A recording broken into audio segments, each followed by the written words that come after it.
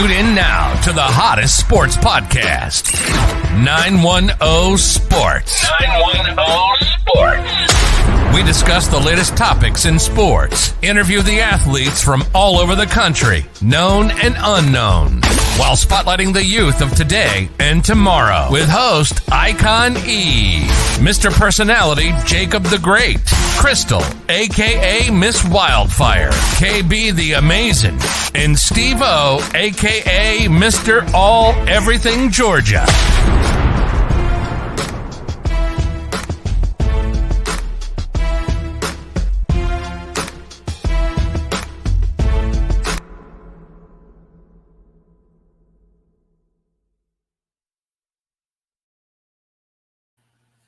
What's going on?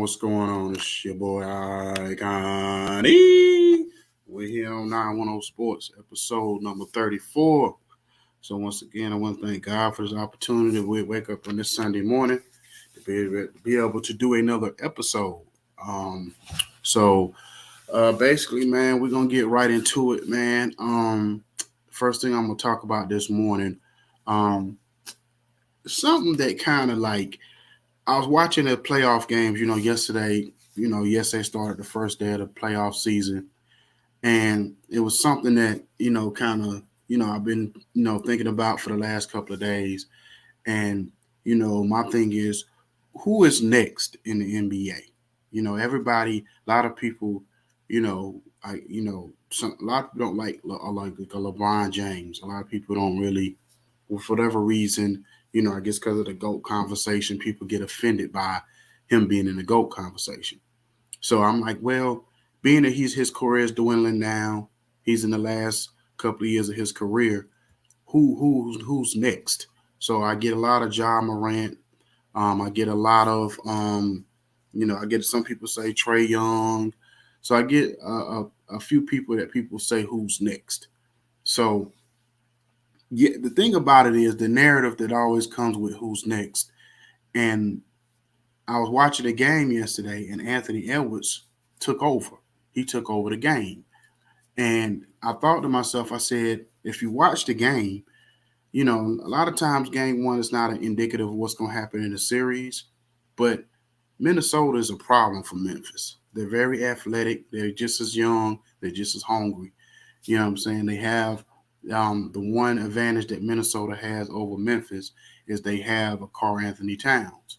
But Anthony Edwards is coming, and he's not afraid. He plays like he's been here before, he's been here for years. So I just imagine if Anthony Edwards ends up winning this series and beating Ja Morant and outplaying Ja Morant throughout this series, then what? Because I thought about it, I said, the thing about it is this. When you're supposed to be next and everybody wants you to be next and everybody talks about you being next, then you can't have any hiccups along the way. Because if you do, it's like the people who build you up is the same people that's going to tear you down. And I thought about it, and I said, well, let's just imagine if LeBron James would have won. Let's say he would have already won 6 titles. But that one blemish would have been when he lost to Dallas at 11, where he had the meltdown or whatever. I was like, well, people I think would have been like, well, he can't be the GOAT because of this one time, because of this one thing. Because I really believe that I believe that the thing about it is that when people create a narrative, they want you to be perfect in the narrative or whatever. And I think if Ja Morant gets beat by Anthony Edwards and he becomes that next guy, they're gonna end up trying to diminish Anthony Edwards throughout his career. They're not gonna want him to be that guy because their guy is Ja Morant. And I give you an example. At halftime of the game, they went to back to the studio with Jalen Rose and I think it was Mike Greenberg. And they was talking about, the first half. And Jalen Rose was praising Anthony Edwards. And then Mike Greenberg threw in, but that Ja Morant. And I'm like, y'all trying to force it for him to be that guy. And let's just say, for argument's sake, Anthony Edwards is better than Ja Morant. What if he ends up being better? You know what I mean? I remember I remember, and the thing about it is, for most people who follow this show or follow me, period, in sports, knows that my favorite player is LeBron James. But I do remember when Dwayne Wade and LeBron James first came in the league, and me and my brother had a debate or discussion on who was going to be better. At the time, I said Dwayne Wade. He said, no, I think it's going to be LeBron James or whatever.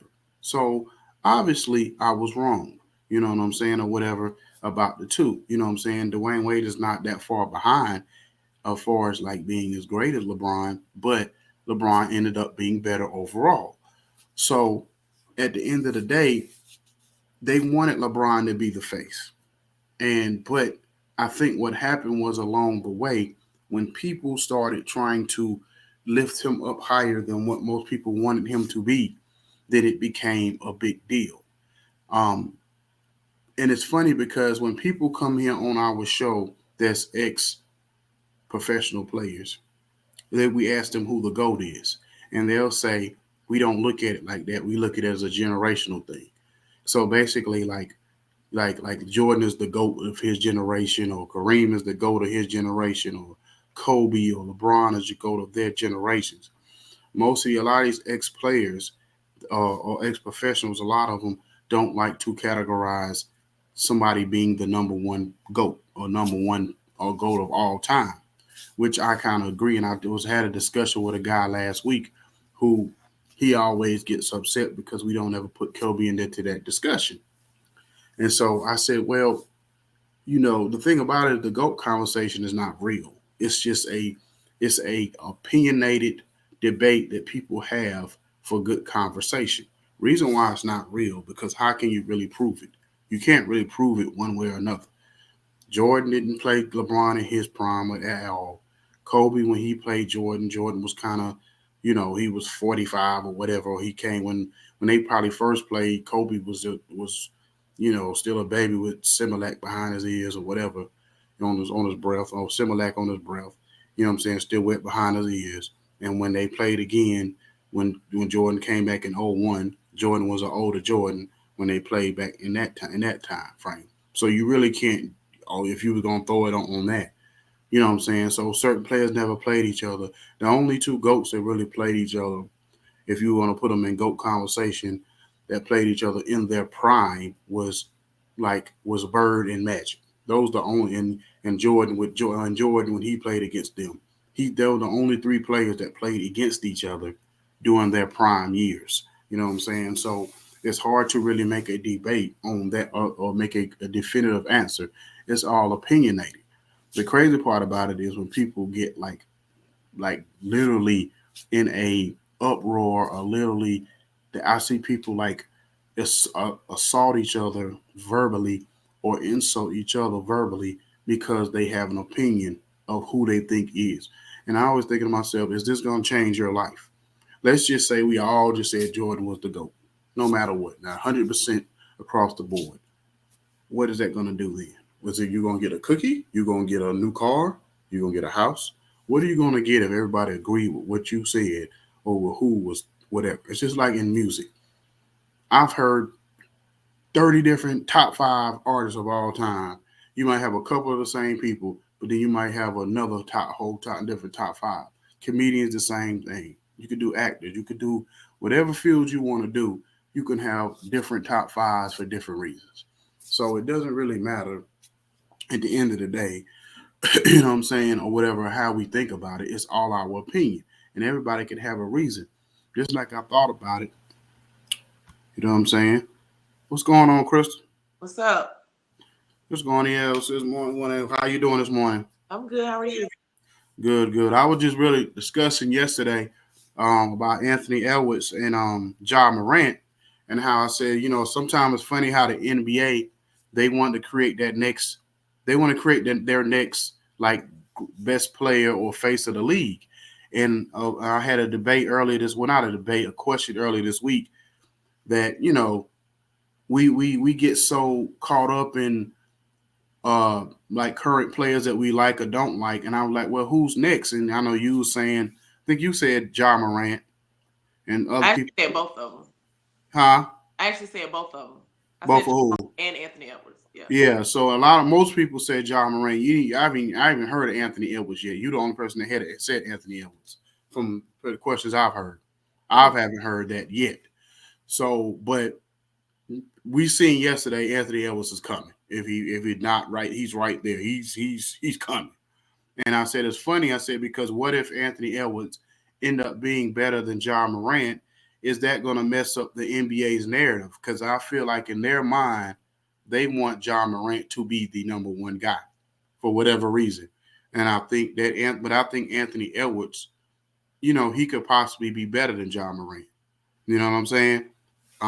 But if he is it going to be a thing where they're going to embrace it, or are they going to find a way to poke holes in it if he's not, just to be able to keep John Morant there? Because it's funny yesterday, and the reason why I thought about this is because I'm watching a halftime show, and I might have been thinking too much of it, but Jalen Rose and Mike Greenberg was talking about the first half. And Jalen Rose was like bigging up Anthony Edwards and how he was balling out, this, that, and the third. And then Mike Greenberg, boy, that John Morant, though. And I'm just like, okay. But obviously in that first half, Anthony Edwards was killing the game. You know what I'm saying? He was balling out. So I'm just like, let that man have his minute or whatever. And I was just like, man, it's going to be kind of crazy if he end up being better than John Morant. You know what I mean? And I know a lot of people kind of already put John Morant in superstar status. He the next thing since AL. He the next thing since this, since that. And I said, he's a star, but he still got some proving to do. He's not 100% there yet. But he, you know what I'm saying? You know what I'm saying? Yeah, I mean, sometimes you anoint a player too soon, and then when they fall on their face, then, you look crazy. I said, let that man kind of like see what his playoff run look like and see how he plays before we just, anoint him already. So what do you feel about all of this?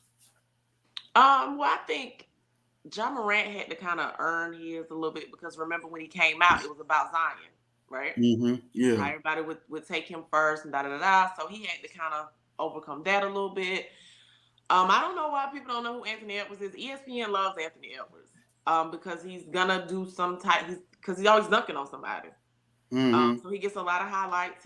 Minnesota hadn't always been really good, so we're not gonna, they're not gonna talk about him that much because the team wasn't that good or whatever. But I mean, I don't think they're trying to crown John Morant. I don't think it matters for the NBA who it is. Like if Anthony Edwards become better, then they're gonna put all the press behind Anthony Edwards. Like I don't think they have I don't think it really matters to them. Like whatever the narrative is, who's ever next, I think they already want to go ahead and get in front of it and go ahead and market it. Like you want to market that rivalry.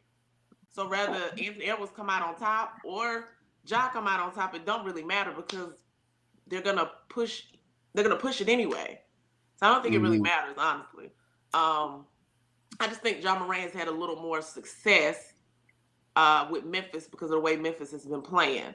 And so he gets a little more notoriety. Now he dunking on you too. So yeah, but Anthony Edwards is nice. Yeah. What's up, KB? What's going on, y'all? Sorry for getting on here a few minutes.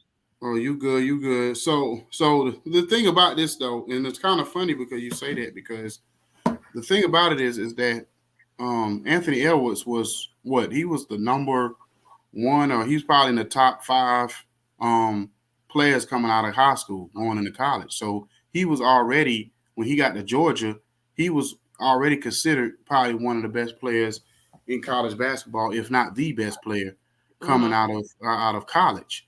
And John Morant basically only had 1 or 2 scholarship offers when he was in college. Like John Morant really didn't even jump on our face until his last year at Murray State. So he kind of had sort of like a college career, sort of like a Dwayne Wade, where nobody really knew about him until like right before he got drafted. So it's kind of funny that it's almost like people surprised, like that Anthony Edwards is this good. And I'm like, well, Anthony Edwards pretty much been like this the whole time. You know what I'm saying? So, but I don't see what people are surprised though. Like the people, he just came in the league 2 years ago. So, and it's Minnesota. And he's getting all the highlights. So you know him as far as that goes. He's the number one pick. I mean, I think people who know basketball know who he is, though. I They don't think know, it's a surprise.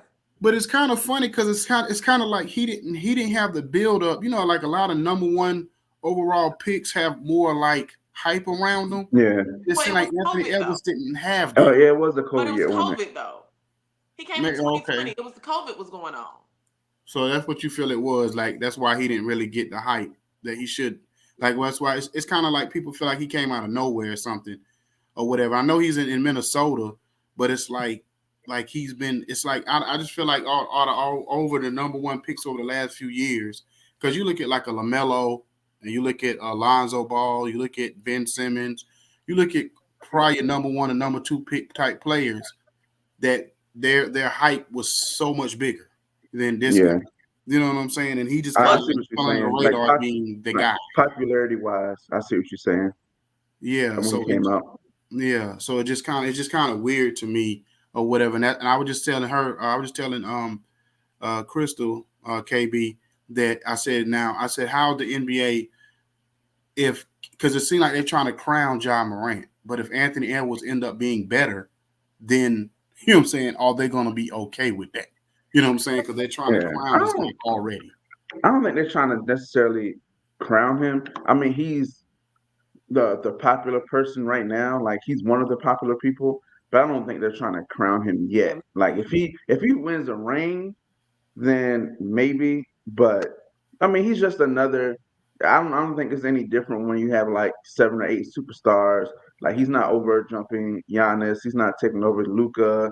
He's right. not taking over those guys. Like as far as popularity, as far as anything, he's just the hot guy right now. He's the hot guy right now. Yeah, He I ain't get taking over see, Steph. cause it's kind of funny because it's like when I have different discussions like online and stuff, I could Hmm. be talking about somebody totally different, and people just throw John Morant in the conversation, and I'd be like, "What? I What? mean, You know what I'm saying? he's Like, he's an exciting he's an exciting guy to watch. I mean, at the end of the day, like guys, you watch the game, the average fan that's not looking at X's and O's and footwork, they're like, oh, what's exciting to do that dunks a lot at highlight plays and that's what he is right now. He's the guy with the highlights. You know what I'm saying? He's cool. The rappers giving him chains at the end of the game. Like, he's the cool guy right now. And until he has some sustained success, I don't see them trying to put anything behind him as far as like league wise. yeah, Like popularity, I mean, amongst the people, we like him and he cool and everything like that. His dad is hilarious and all that, but not yeah, yet.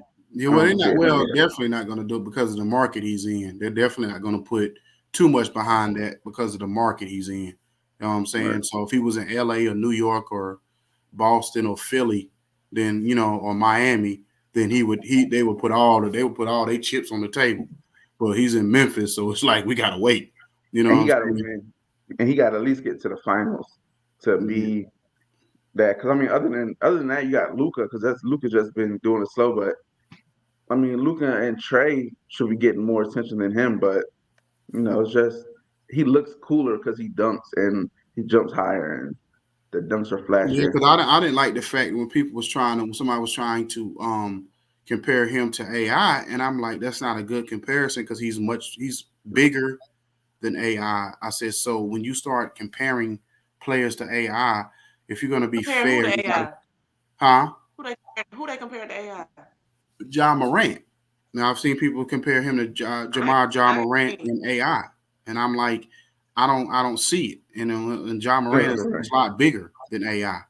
So yeah, I ain't I seen don't know. that one. I ain't Yeah, seen no I can show you. comparison.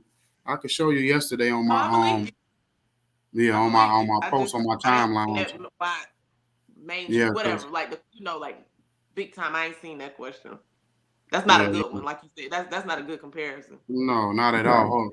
So anyway, we'll be right back. This 910 Sports gonna take a 30-second. We'll be right back.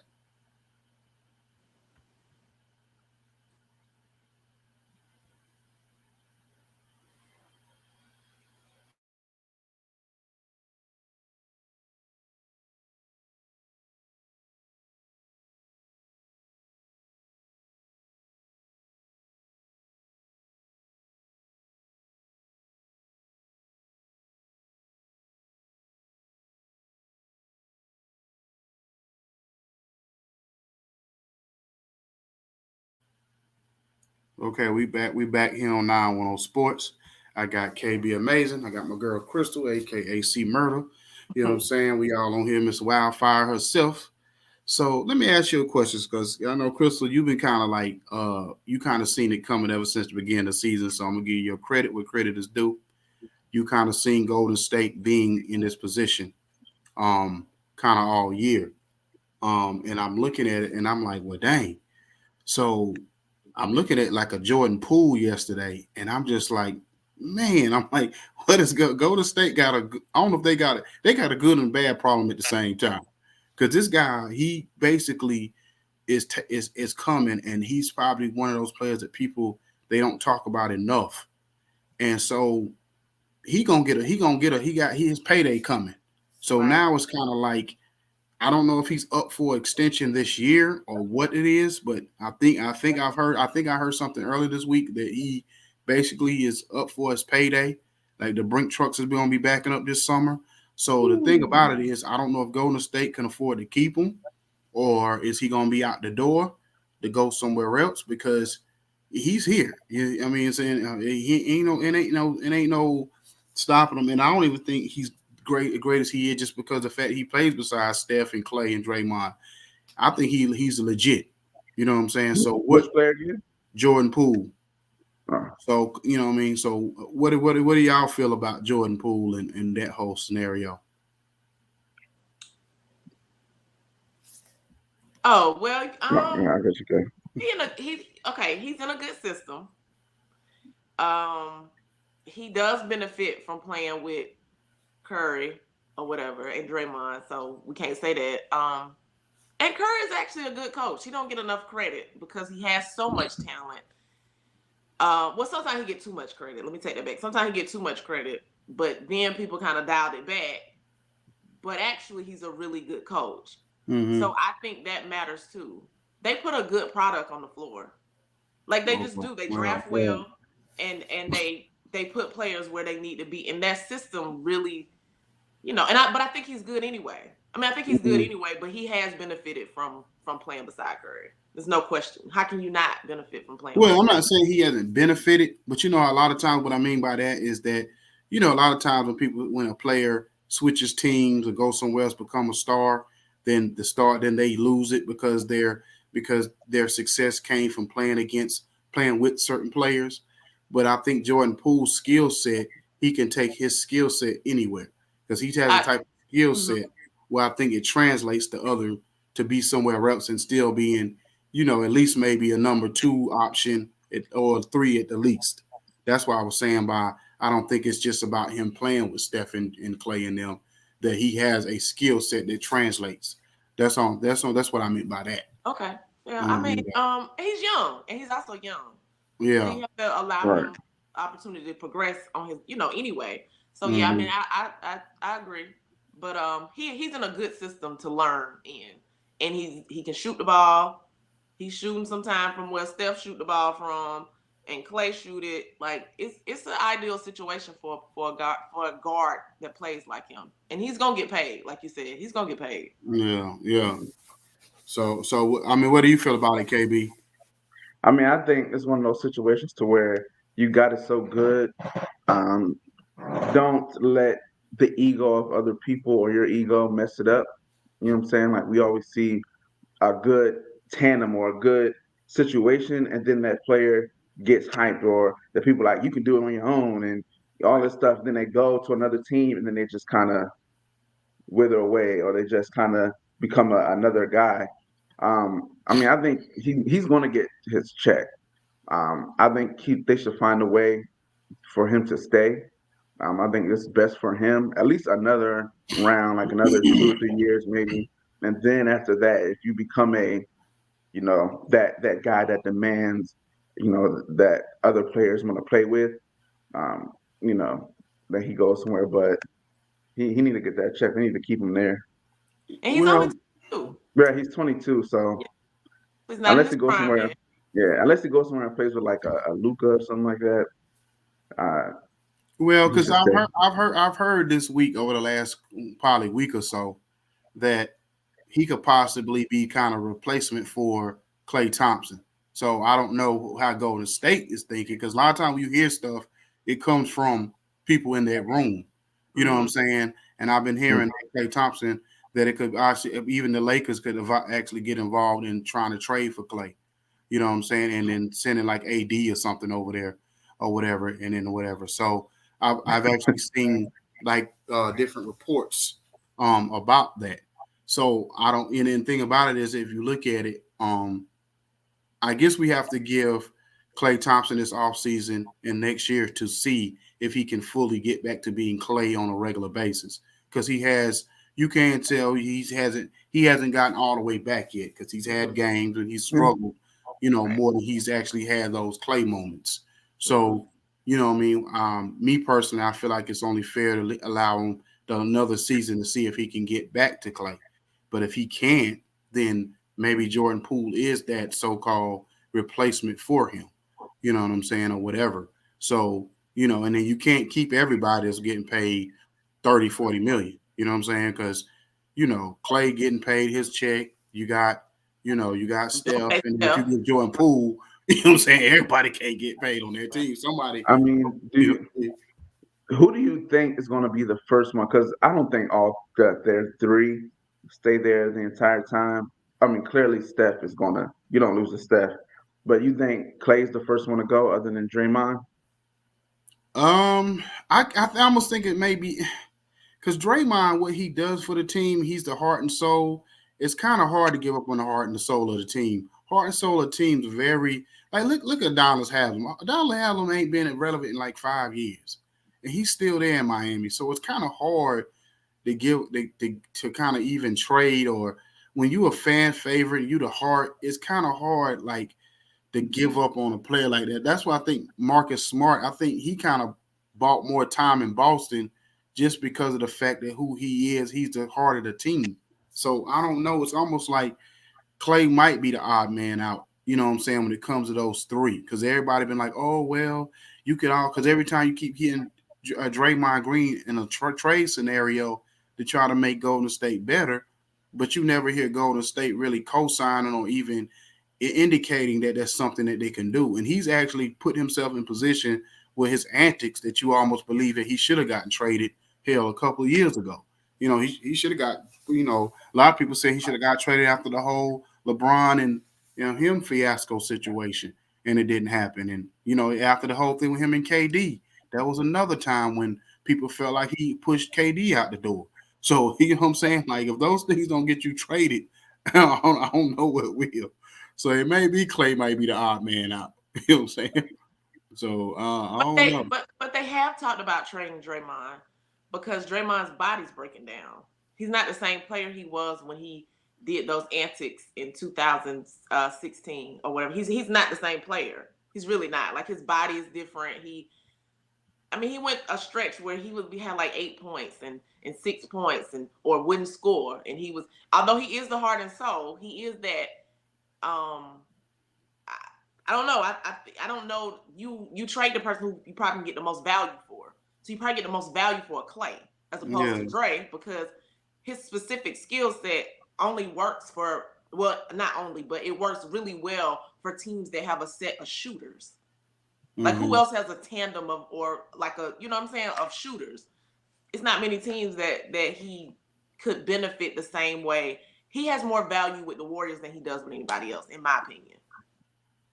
Well, I mean, that's true, but the thing about it is too is when I talk about he could have easily pushed himself out the door. Remember, I don't know if y'all remember or if y'all seen the interview that he did with KD when he basically threw his team up under the bus when they was talking about what happened with the KD situation, and he kind of like basically like, well, it's their fault, and I went in there and talked to the GM, and I told him I wasn't doing this, that, and the third, and I thought to myself like, man. He almost like he trying to get traded, or he about to get traded. Like, I really thought at that point in time he did that. Me personally, I ain't gonna lie, y'all know how I am. You know what I'm saying? And when he said that, first thing I thought was, if I was the GM, the owner, oh, you got to go.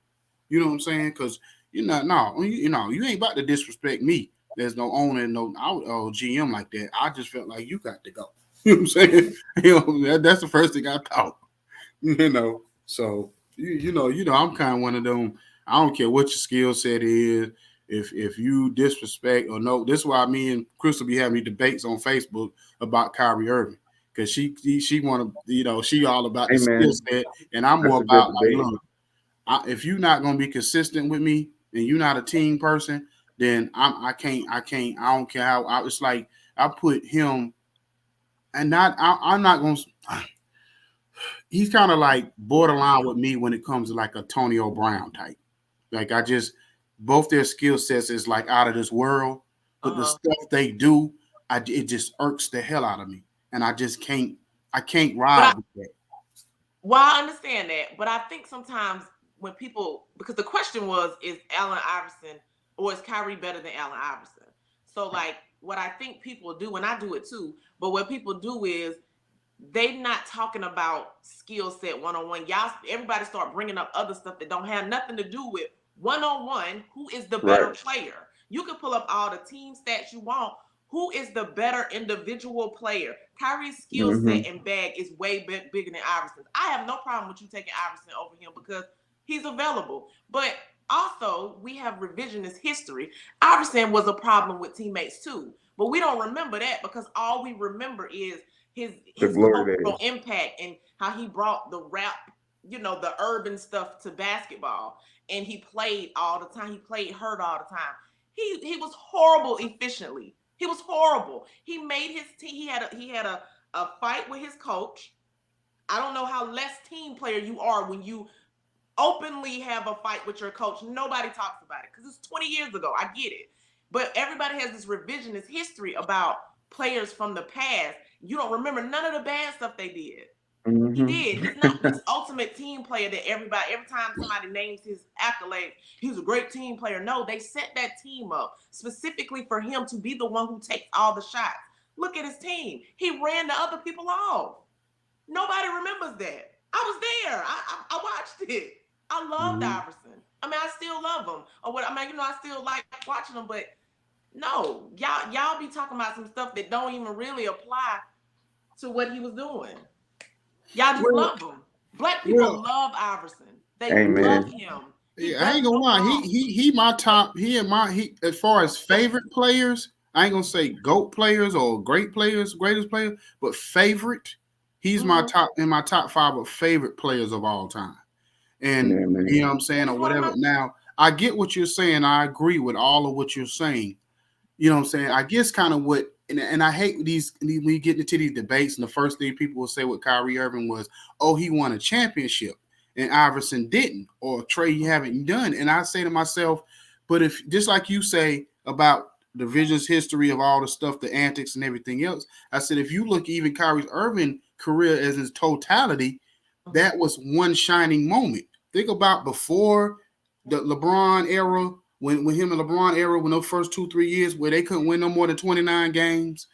Since that time when he got to Boston and he almost dang near sabotaged the whole team, and then his time with the Nets. So it's like, to me, I don't look at just that one shining moment. I look at it as a totality. So I get what you're saying. I get what people are saying. And my thing is, and I get what you're saying as far as the skill set. And I said that his skill set is better than AI's.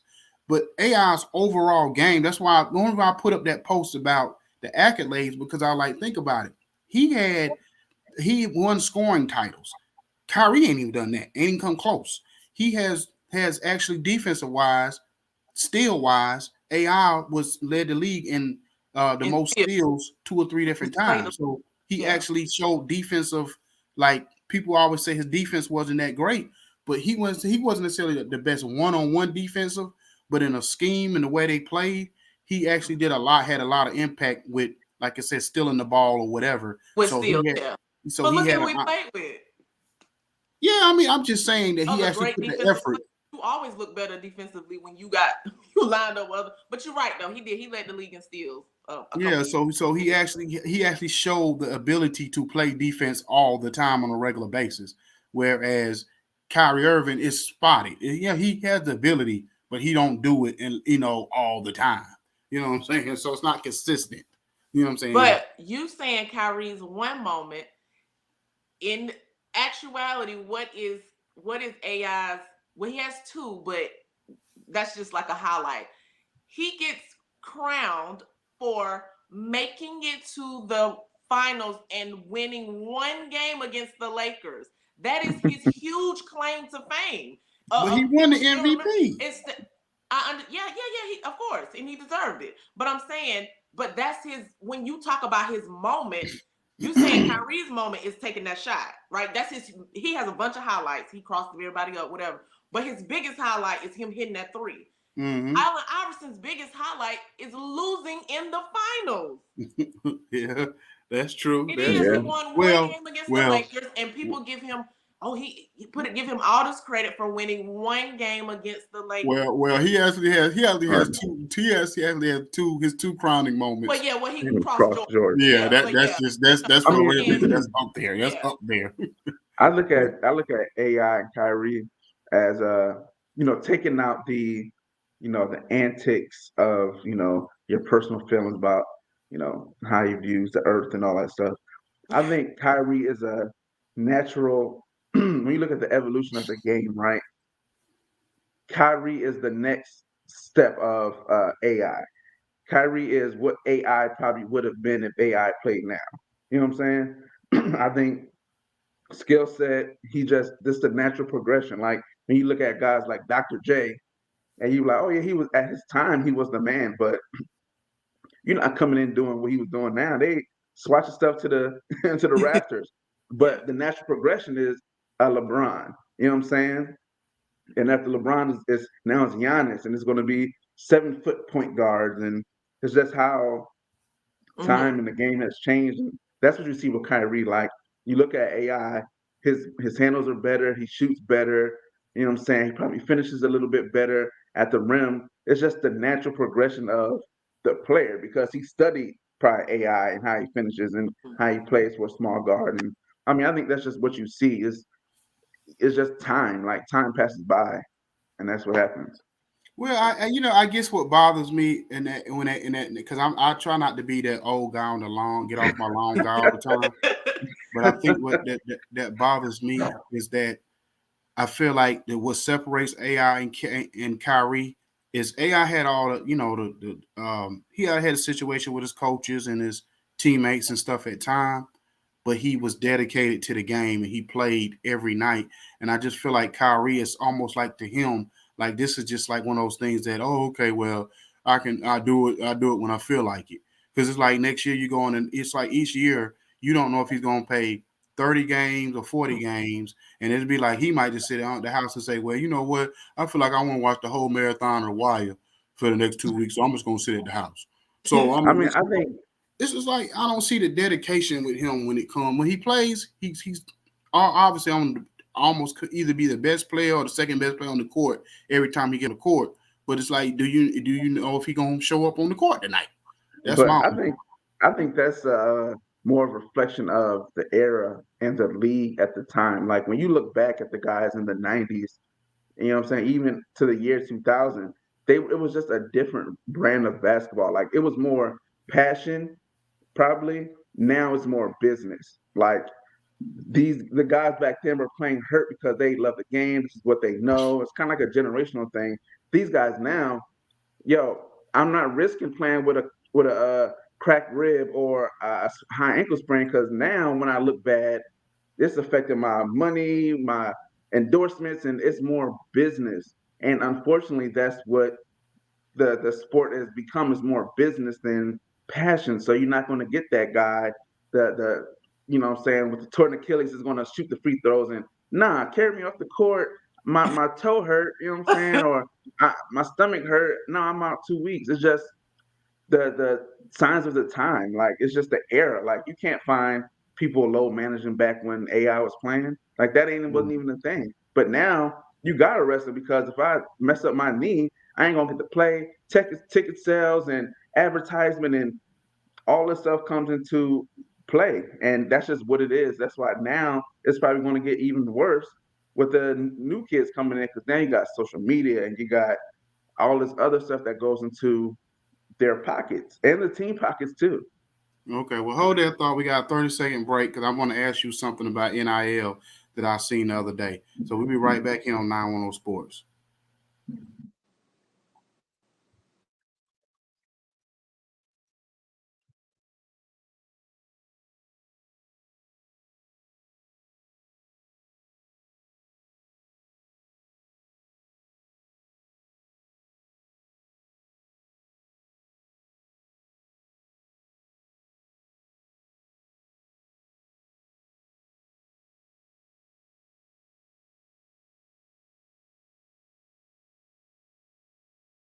Okay, we back. We back here on 910 Sports. Got my girl Crystal, aka West Wildfire, my man KB, amazing in the building. So KB, Yes, this is sir. what I wanted to ask you. So I was watching this the other day, and remember we had this debate, me, you, and Steve, Mm-hmm. about that, and I kept telling y'all, I said this NIL thing is going to affect recruiting, and y'all keep telling me that it's not going to affect the way we think it is. But over the last week or so, No. hold on, hear me out Okay. now. Over the last Mm-hmm. week or so, I've heard Dabo Sweeney and I've heard even Nick Saban come out and talk about how this NIL thing is affecting their recruiting. I was listening to it was some Sirius XM sports show, you know what I'm saying, that they was talking about how basically they feel like that the reason why Dabo and Nick Saban is complaining about the new stuff, the new NIL, that because it is affecting their recruiting or whatever, and some of the players that they would have gotten have decided to go somewhere else or stay home or whatever because of the money they're getting, and they're picking money over, over the fact of going to the best school or whatever in this regard. And but he said, but they said at the same time they're not complaining about the transfer portal because it's benefiting them. You know what I'm saying? But the NIL is affecting them. So yeah, I'm gonna give you the floor, KB, on this one. Now, I think what we spoke about, not necessarily what NIL impact the game, because it definitely will impact recruiting. It was more will it impact schools like Bama versus the smaller schools. You know what I'm saying? Like that may be able to get guys like a Jackson State or you know Ole Miss and things like that. Um, I think it still won't play a major part. It's one of those things where Dabo complains about everything that progresses the sport of college football. And Like Dabo wants it 1994, or he wants it back when he was winning championships every year. He wants it like that. Dabo doesn't want the game to progress to where he has to do anything. Like I mean, he just doesn't. He doesn't like the transfer portal. He doesn't. He don't like college football anymore. He just don't want to risk leaving and going to the pros and being a wash, and then you left your you know what I'm saying cheese job where you just sit back and chill. Saban, I think, is different because when Saban speaks, it's more of a warning more than a reaction. He did it with the transfer portal when he was like, "Hey, this transfer portal is going to get bad," and what happened? He went and got like five of the best players, like that they're like 5-star guys. Like he's not worried about NIL. Like he's one of those places where they gonna get who they want 9 times out of 10. It's gonna affect teams like Tennessee just got a kid who signed an 8-figure deal, something like that, and well, I mean, sorry, 8 million deal for NIL. So it's going to affect those schools, probably like the mid-level schools. It's going to get bigger, like Texas A&M, Texas, Tennessee. It's going to affect the game. Like it's turning from just recruiting to now kind of free agency. And what you'll start to see is schools, unless they come up with a way to stop it, it's going to be more of like stopping, paying for players. It's going to be paying for players at the end of the day. They're going to say, hey, you come here, I'm going to give you this much money. That's what's happening with a UGA kid now. Something Wims, he's literally saying, hey, who's going to give me the biggest bag? Miami or Florida State. And whoever gives me the biggest bag, that's where I'm going. So you're going to have kids like that. Um, but they're going to regulate it. They're going to find a way to put some restraints on it because you can't have kids making $8 million. You know what I'm saying when they come in the door, like that's crazy. And now Louisiana just passed a bill to where kids can get NIL in high school. It's like, Lord. like where does it stop? Like where does it stop? At this point, you're paying. Like it's going to be a if you can't pay for my kid to come play for you, he's going to go to where he can get paid, and it's going to mess up a lot of things. You still get the good schools, but the purest feel of college football of why you love it. They play for the potential of the bag. They pay for that stuff. I think may mess up, but I like the NIL. I mean, I like what they Oh get. yeah, I like what they do. I'm a fan of it, but it's definitely playing a hand in recruiting. I mean, you can see it. It is what it is. yeah. Like kids it's part of the pitch. Like I can get you these deals and stuff like that. Okay, so this morning, so KB, this is your invite, right? My Yeah, mistaken. man. Yes, so I My want you God. to go ahead and introduce this young man we have. You know what I'm saying? I'll let you introduce him. Hey, what's up, Steve O? Yes, What yes, going on, guys? How y'all doing? you Happy can stay away from the family this everybody. morning, now, Steve. Steve. We So contagious like that. right, exactly, boy. Facts. So yeah, man, introduce my guy, Bear Thomas. Bear is semi-pro coach, um, the sports debater. He he does it all, man. He's a fitness. I call him like a fitness guru now, motivational speaker in his own way. And yeah, man, I would consider him even a legend up there in semi-pro in Atlanta. He's definitely known. You hear his name, you know what comes with it. Yeah, man. So that's it. Welcome, Bear, man. I appreciate you coming on. I appreciate y'all for the invite, and I always enjoy watching the show and enjoy watching the dialogue that y'all have and the different viewpoints. Yeah. I So appreciate it. look, we got you this morning. So man, it's so much we could start from. Let's start with the semi-pro plan because that's how I met you. Yeah, I was playing semi-pro. I was on the end of playing, and this guy Bear, this big guy came was just talking trash. Man, you suck. Man, that everybody trash. I mean, it's no impressing Bear. Like especially if you play line, and you ain't impressing him unless you just out there just mauling dudes. And when I got to know that, I was like, this guy is funny, but he talks trash, but it makes sense. You know what I'm saying? So when did you get into semi-pro, and how was it from when you started to how it is now? I, just to be clear on that, like I right now I have some of the best players in Georgia semi-pro playing for me, and they still can't impress me. It's to me, Right. just like in life and football, it's always a higher level. So even if you're the best, it's a higher level. So that's just my opinion on that. But for me, I got into semi-pro in like 2011, 2012, and really I was just sitting at home on the couch, and one of my best friends, Justin, he had been in it, since I think since he got out of high school, and and he had been begging me to come out, and I'm like, man, I'm not finna get out there, and embarrass myself and look, crazy or whatever.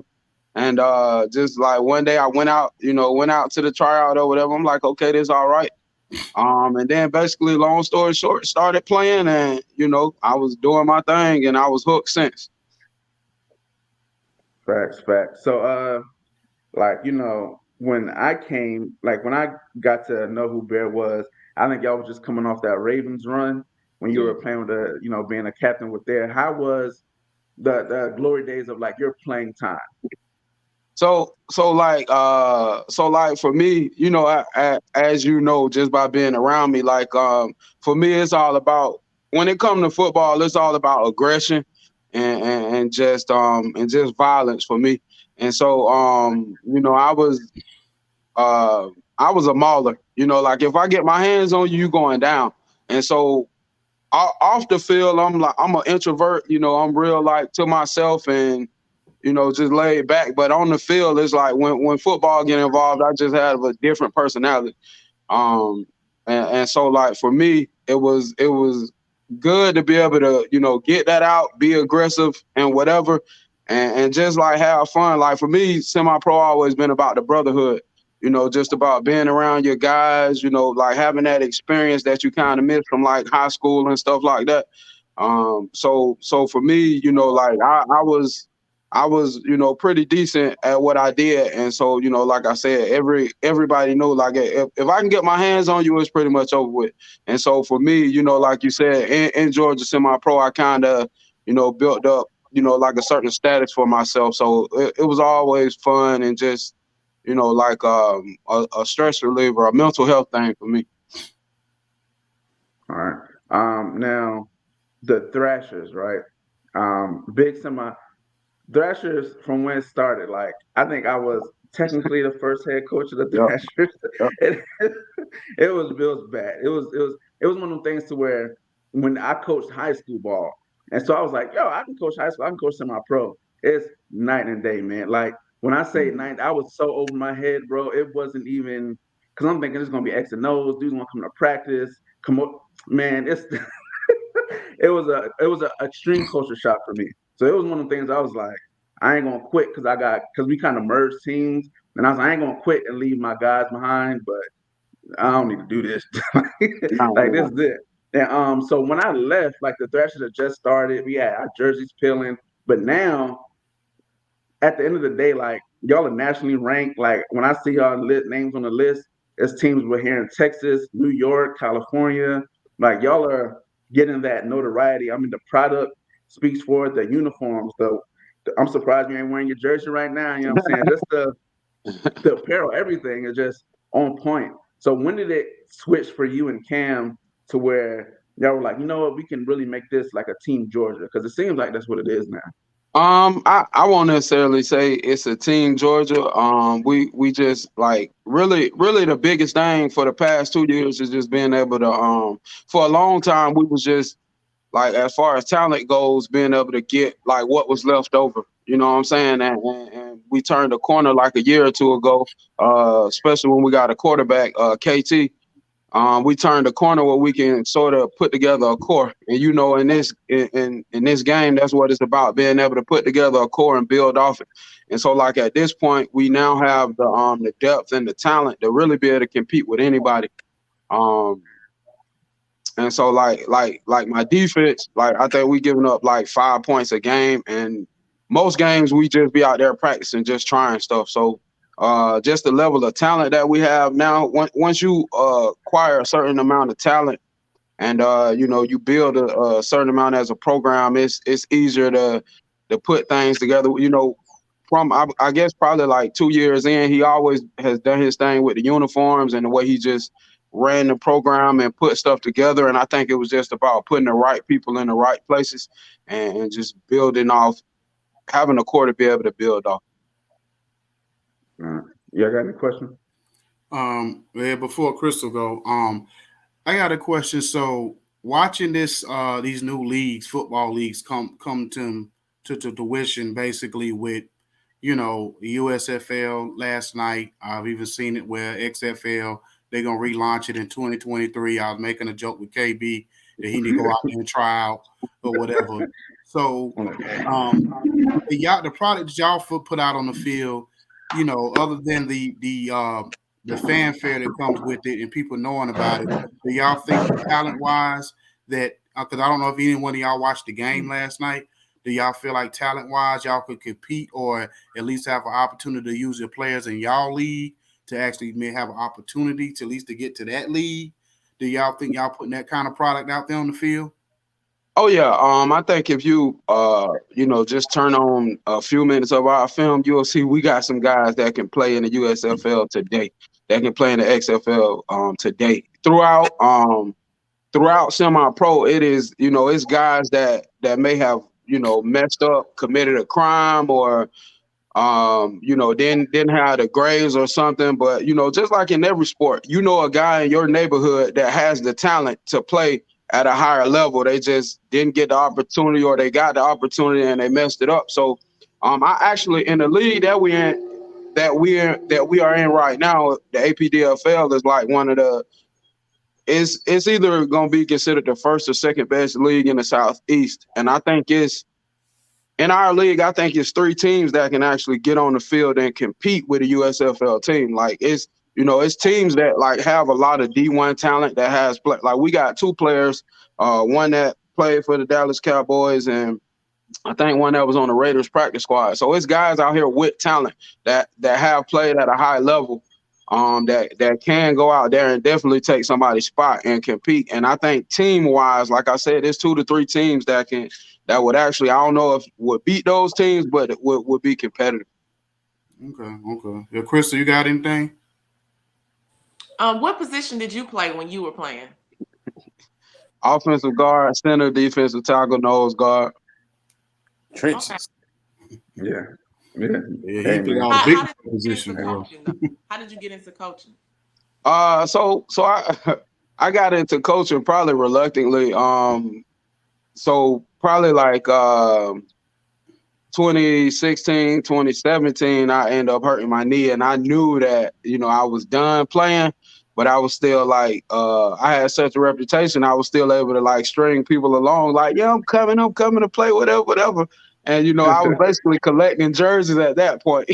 Like I had no real intention on playing. I basically was just collecting jerseys. And so so, you know, I'm doing that little run, and my guy Cam, who I'm coaching with now, you know, the team that KB was that he was the head coach for, you know, he was telling me to come play. I'm like, oh yeah, I'm coming. And then when I finally got over there, you know, I let him know, like, bro, my playing day is over with. Well, he still wanted me to be you know, to be around the team in some capacity. So for a few years, I was kind of like an advisor. Like you know, like KB said, like I was the sports debate guy. I'm kind of retired now, but I was that guy that, you know, that annoying guy on Facebook that's gonna argue about any sports topic. That was me. And like I'm talking about, we can go at it for a week, whatever. So Yeah. So like I just got sort of like a different view on football, not like really a traditional view. So I think that kind of gives me like a leg up when it comes to how I approach football and my IQ. So coaching for me, it was a natural thing.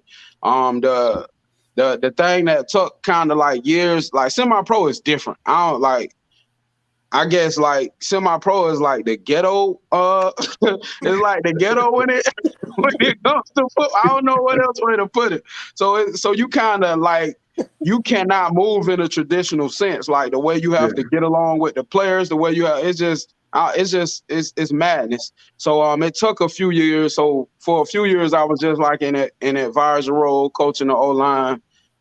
Doing different things, whatever, just to help the team. And then like the last 2 years, I've been a defense coordinator. So, but yeah, it was just like, it was natural, like as far as IQ wise, but I did have to learn like more so how to deal with people and how to work with the players.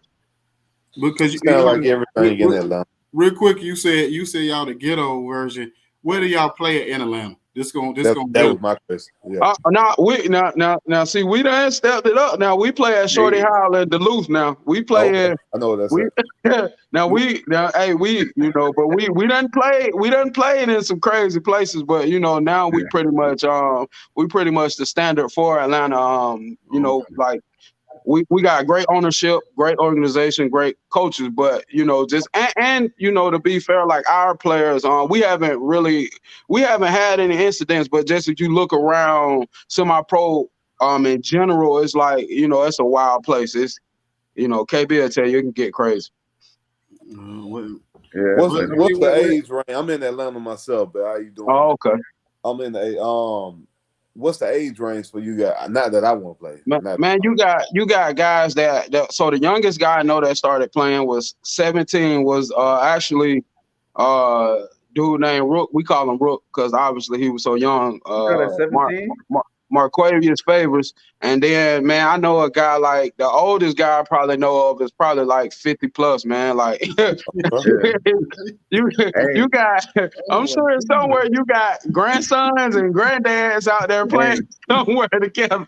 I'm telling you, man. So if they wanted to come try out, man, if I had somebody watching or somebody that was interested in really trying to hold on, Steve. Steve, hold your thought. We're gonna go to a 30-second break. We're gonna come right back. Now with those sports.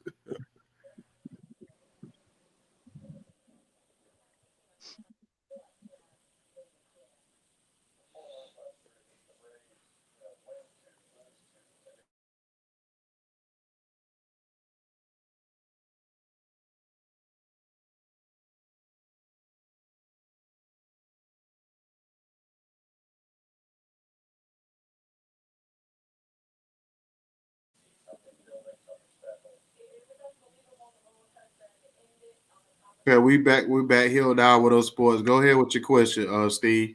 Yeah, if somebody in Atlanta watching on my live wanted to reach out to you for like a tryout, how do y'all handle tryouts or getting new players? I mean, like at this point, you know, we actually like midway through the season, but you can always go to the Georgia Thrashers page or inbox me or one of the coaches, and you know, we'll set something up. But like during the off season, we having tryouts, we having practice every Saturday, you know, building, installing, working towards the season. So we always out there somewhere doing something. Cool. What y'all call it? The carnival or like the cookout, What something like that. was it? Was it the carnival? What? Oh, the county fair. That's what we The called county fair. it. I was just Yeah, like, that's funny. Cause you yeah. hear guys when you hear cookout and tryouts, people like, man, I ain't going out there they just want me to run 40s and do all that. But I saw and they was like, yeah, man, come get your ticket to the carnival. You know what I'm saying? Come check us out. I was like, oh, I was like, that's funny.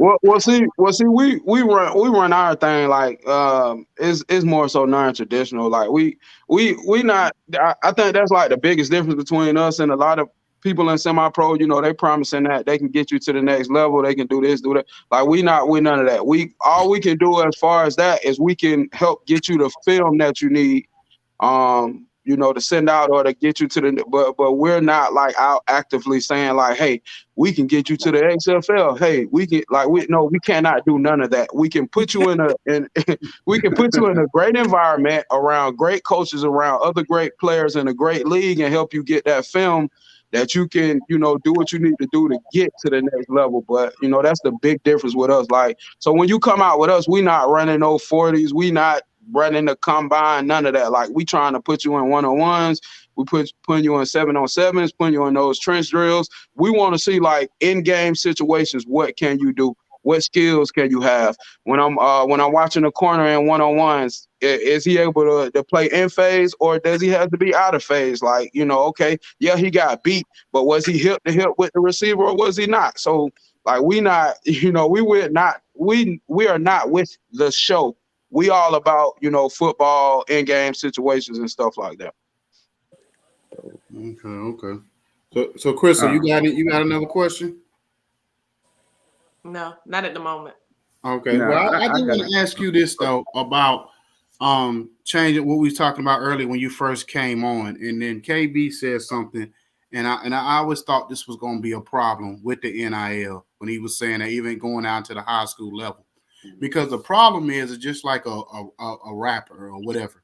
When a rapper goes into a party or something, and that a fight breaks out, and a lot of time it has nothing to do with the rapper, it's about his entourage. Yep. So basically, a player entourage is their parents, and their mom or their dad will be the one to try to negotiate a money deal and not a college deal or whatever. So I think a lot of this is going to not necessarily be where the player is the problem. It's going to be the parents saying, well, I've been working out here at the steel mill or been a janitor for 20 years. We need to get this money.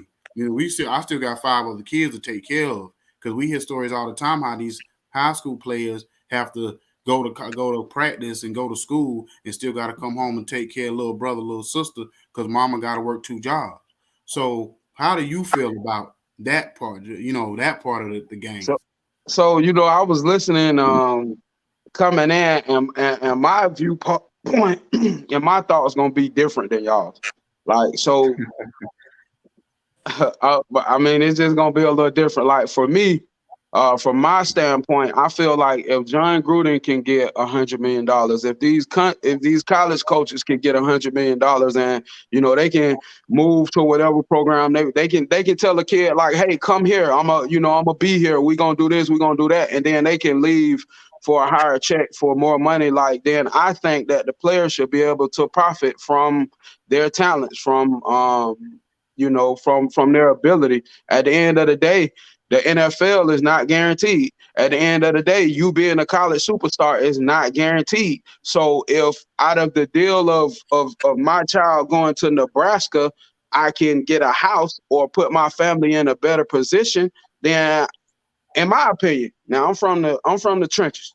So in my opinion, I think I see no problem with that. Like, should it be some type of regulation? Yeah, but I mean, the college, like, one thing that KB said that I didn't agree with was like, I guess the amateurism part that he was speaking on is not been about that for years, my guy. It's $1 billion business, and people are chasing the bag. Like, the NCAA has so much money just because of how they fake the amateurism thing, and it's really a professional sport. It's just the people that play the sport and put the most on the line do not receive those benefits. So for me, I think that if it's a bag to be had, if you can go get it, go get it. Should it be some type of regulation? Yeah, but I don't think the NCAA is even equipped or qualified to handle that because they've been getting theirs for so long. Yeah, it's definitely going to be. They're going to make. It's one of those things to where they started something and they just didn't realize how big it was going to get, and I think they're going to come back and be like, "All right, look, it's going to be ruled." I don't think it should be anything too strenuous. Like you can't put a cap on it per se, but I think they're going to try. I think overall they're going to try something. Hey, KB, hold on. My bad if I jumped in front of anybody. You're talking about $1 billion corporation that has many corporations within it worth hundreds of millions of dollars. You don't think they foreseen this coming? They got think tanks just to foresee the problems that's gonna come whenever they implement something. They definitely seen this coming, and if they gonna implement something, they already got it worked out, written up, and they're gonna drop it when they gonna drop it. But these people know what they're doing. If they allow you to make $1 million, they're gonna make 100 million. So don't think that they just unleash the floodgates and all of a sudden they allowing these players to make all this money and it's nothing for them on the back end. No, my guy. It's they did. Think about how many years it took them to put this in place. It should have been done a long time ago. But they had people working on this for years. If I could guesstimate, I would say at least 10, 15 years, they had people working on this current structure. And I guarantee you the next rollout, the next phases that they have in place are already planned out. It's just about like, okay, let's put this. Just think about how the whole college bowl series thing developed and worked out. Like, you think that just happened because they decided, oh, this wasn't fair overnight? No, it was a rollout. And I think everything they do is built on that rollout system. So it's like, let's drop this phase, then the next phase is going to come in the next phase.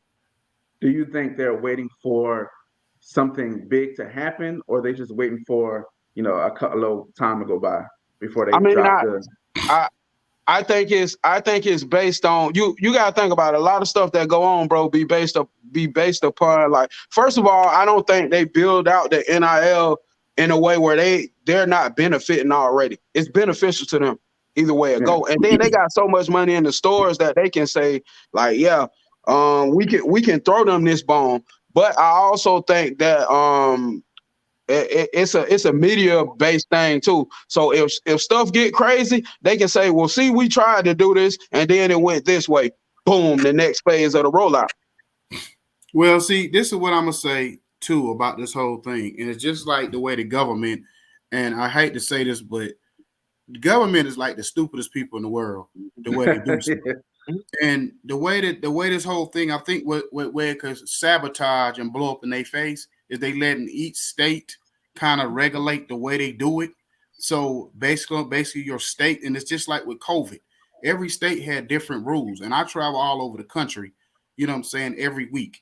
So I seen from city to city, state to state, I seen different ways that they was dealing with the mask mandate, where we was in level 2, phase 2, I don't know what phase, level, whatever we in. So it's just like the way they was dealing with it. And I even remember whenever they started having certain mandates in New York and Cali, I said it's a reason why they did that, because those are the two biggest states in America. Hell, they're the two biggest states in the world as far as like notoriety and people knowing about it. I said they put certain things there to see how it was kind of a test run for everybody else. You know what I'm saying? And I said, so that's what the biggest problem I see with NIL is not even so much the money thing, is that they allowing each state to regulate how they do it. So that's going to be the most inconsistency of all of this. But so the whole thing you said with the government, right? Like I agree, but you also have to think about, so the government, they gave out all that money. They did the PPP thing. Now look at the inflation, look at the taxes, look at what's going on. They recouping that money. Mm-hmm. So they let y'all ball on the front end, but on the back end, they getting it back. And so I agree with you. Like, they do a lot of stuff that we perceive as stupid or that doesn't make sense, but they might just throw the chaos out just so they can implement a certain amount of regulation. And then when it comes to like when it comes to the as far as the states regulating certain things and them calling the shots, from the NCAA standpoint, you really it's not really anything you can do like federal wise in order to sort of control the program, because even if you like implement overall like national rules, the state still have the power to come in and make laws or whatever for what's going to go on in their individual state. And then at that point, you got a clash going on. I actually think it's smarter to allow each state to regulate what's going to happen and how it's going to go on, because if it does get crazy, you can say, well, New York did that. The NCAA, we put a template in place, but New York allowed those high school players to get paid or whatever. But that's just my opinion. Okay. Well, Steve, you got anything? Because I was gonna ask him about the nutrition stuff and how he got into that part of it and weight training. Nah, man, y'all know my stance on NIL. Get paid. Let these people get paid. I got one paid. more. Because get at the money. end of the day, like Bear said, these schools. Just think about the University of Georgia. That school had been getting money from these players and selling jerseys and selling their likeliness. That's what the NIL is about. Selling their likeliness to these places, and it's Nick Chubb jerseys, Todd Gurley jerseys, and these players get in trouble for signing jerseys or giving jerseys away. And think about Reggie Bush. Just Reggie Bush alone, what he had to deal with, but how much money USC made off of him.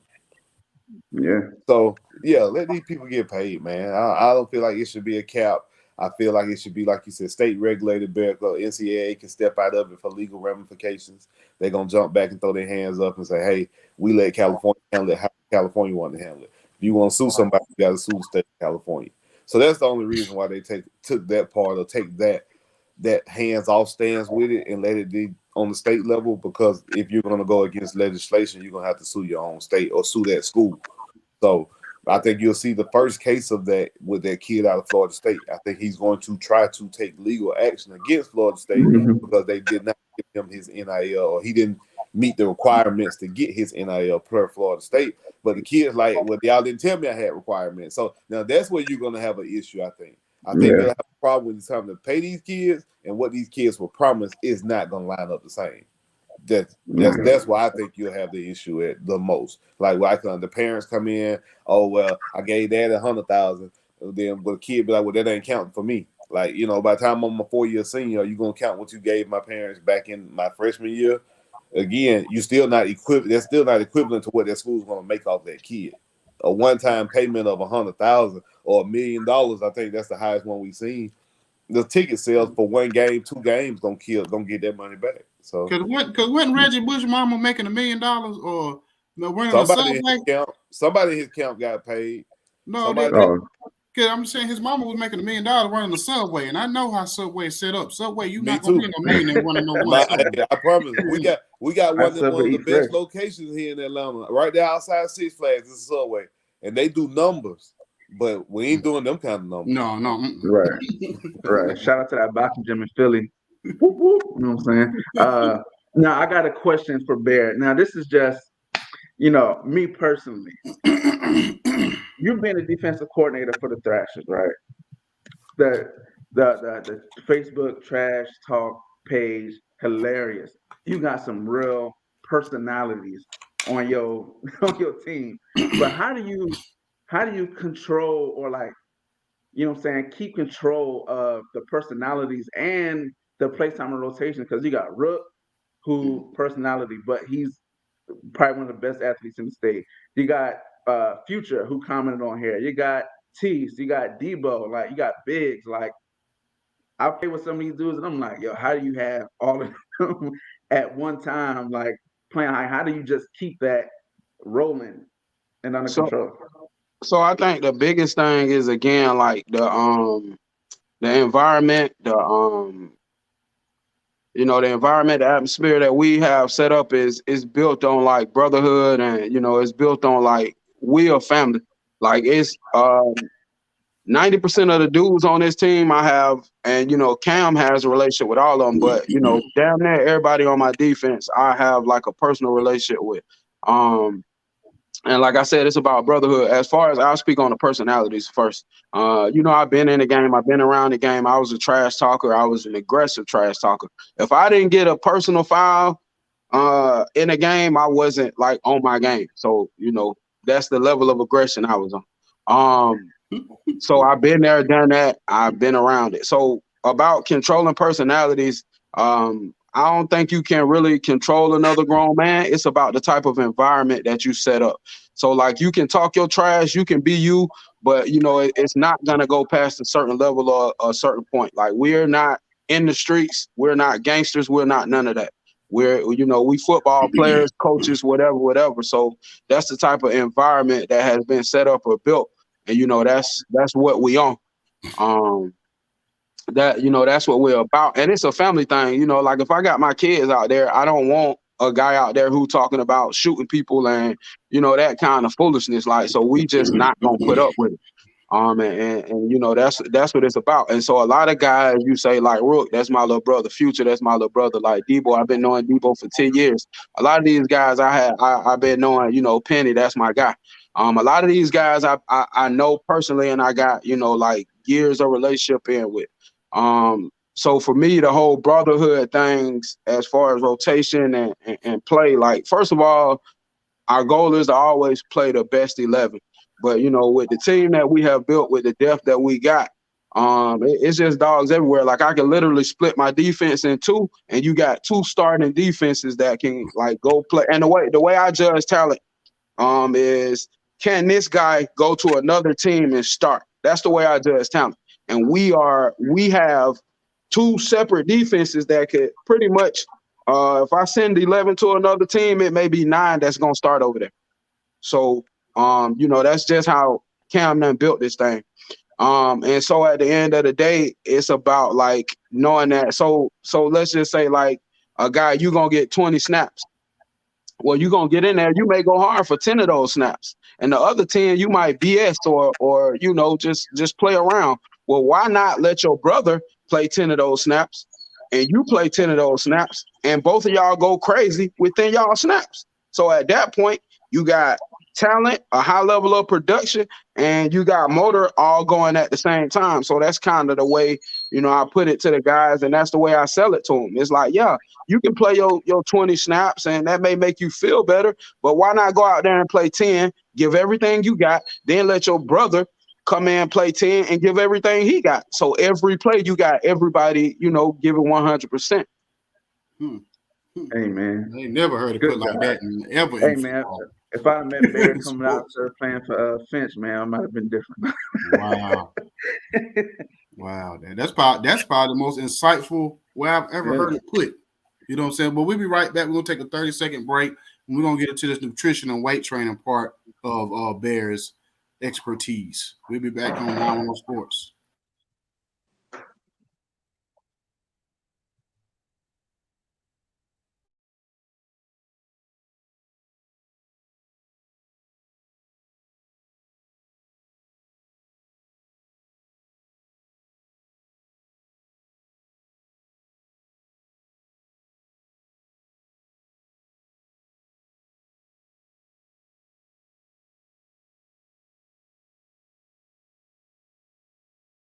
Okay, we back here on 910 Sports. So I know my brother, he's not on here this morning, Jacob. He's not feeling well or whatever this morning, but he always talks about the weight training and the I guess you kind of call the fitness training of it and keeping yourself in shape and how big that is in sports. So how did you get into that, and what do you feel like the effectiveness of that is? Well, for me personally, like I always been a fat kid, from I guess I don't know all my life, but like I started noticing like 3rd, 4th grade or whatever. So I just always been the fat kid, and probably like Like right after high school is probably the first time I said, well, okay, I probably need to lose some weight. Like nobody ever like kind of like took that direction with me or to point me in that direction. I was just always the fat kid that, live with whatever came with that.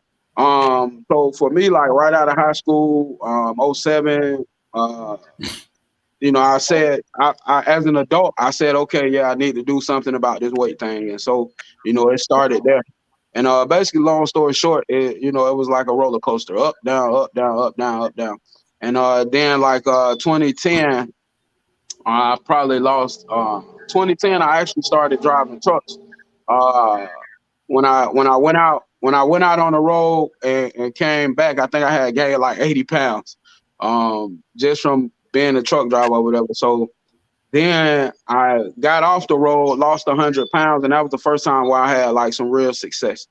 And so then, I'm doing that. I end up hurting my knee and then, gaining weight back. So really over the next 10 years, it was just lose 100 pounds, gain 150 pounds. It was just up, down, up, down, up, down, up, down, up, down. And this whole time, like I'm playing football. So at the points where I'm playing football, I'm working out a lot. I'm active. I'm in like, what I would consider like pretty good shape, good enough shape to play both ways and, to be, dominant or effective or whatever. So it was points in there that, I felt good. I felt like I was at, a good weight or whatever, but, my weight just kept going up and down, up and down, up and down.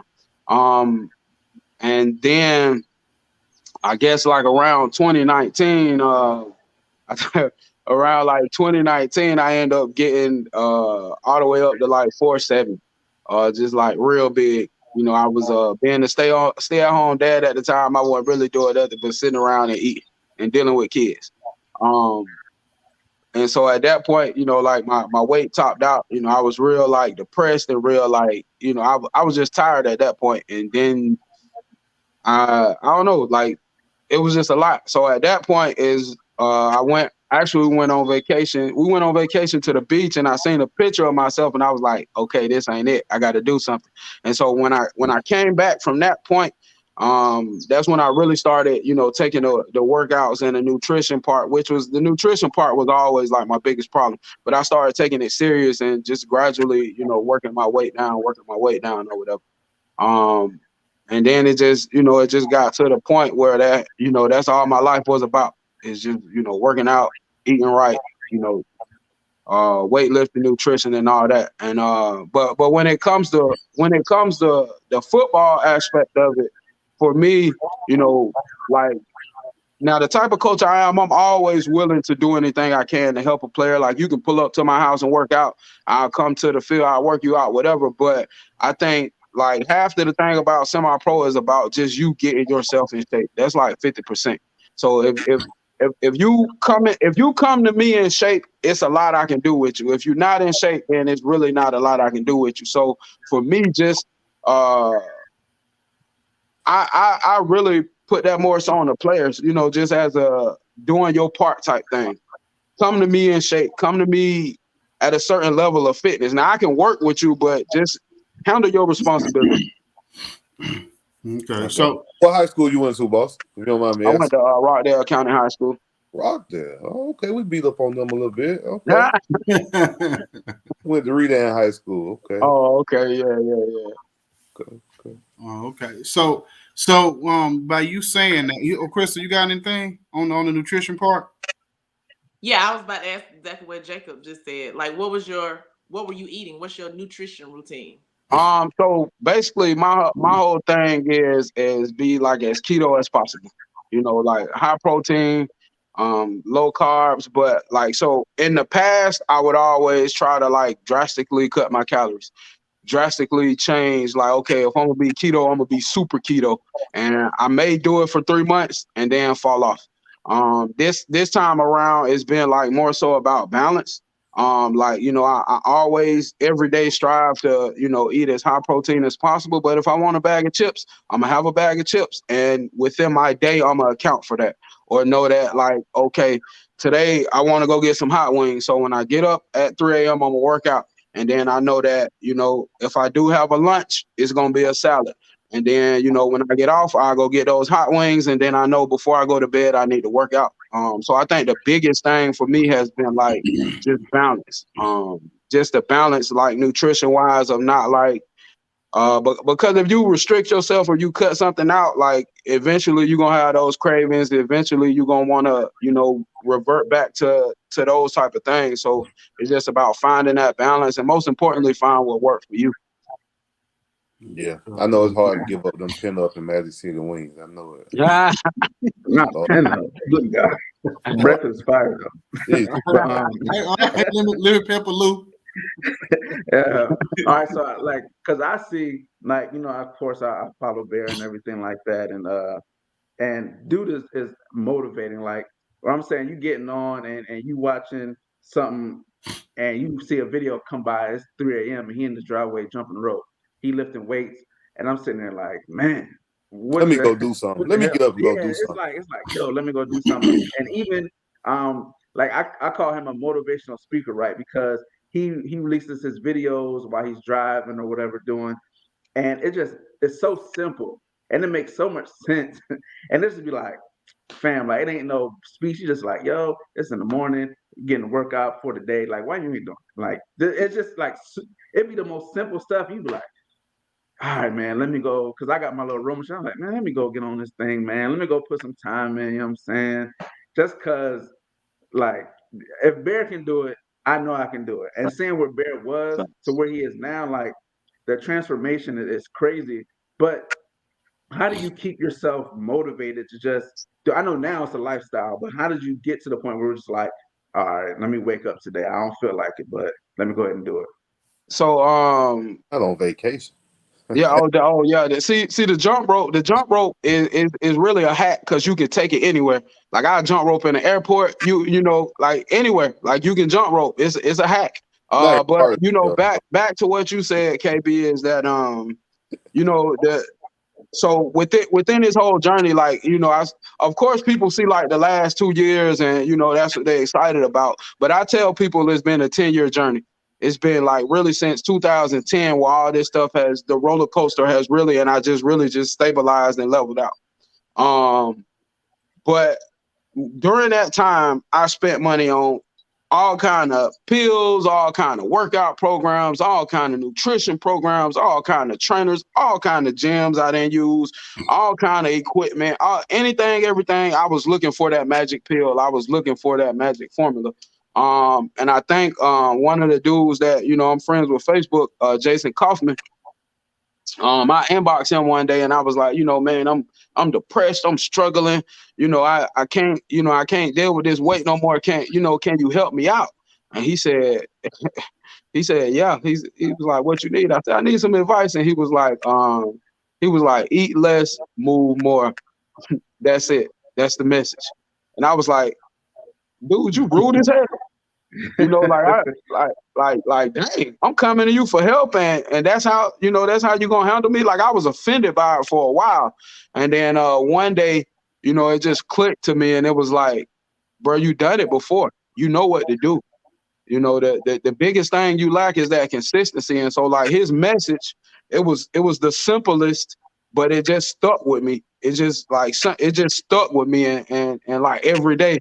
I just visit back to that message or whatever when I was, looking and searching. And so now, like a lot of times, like for me, like when I release a video or something, like a lot of times it'd be me talking to myself. It'd be me processing stuff for myself and knowing that, I know it was times where, like you said, being able to see somebody that or being able to see somebody that look like you do it, that's a big thing. And so that's why, I'm always out here trying to, show people and talk to people, people inbox me, message me. I'm doing whatever I can because I know like when it was dark times, when stuff looked bleak for me and I felt like I was alone and I felt like it was really nobody that was speaking to me. So that's why I get on here and drop my videos. I talk to people. I do whatever I can just to try to help and just to try to, be that voice for people to let them know like, hey, if I can do it, anybody can do it. It's possible.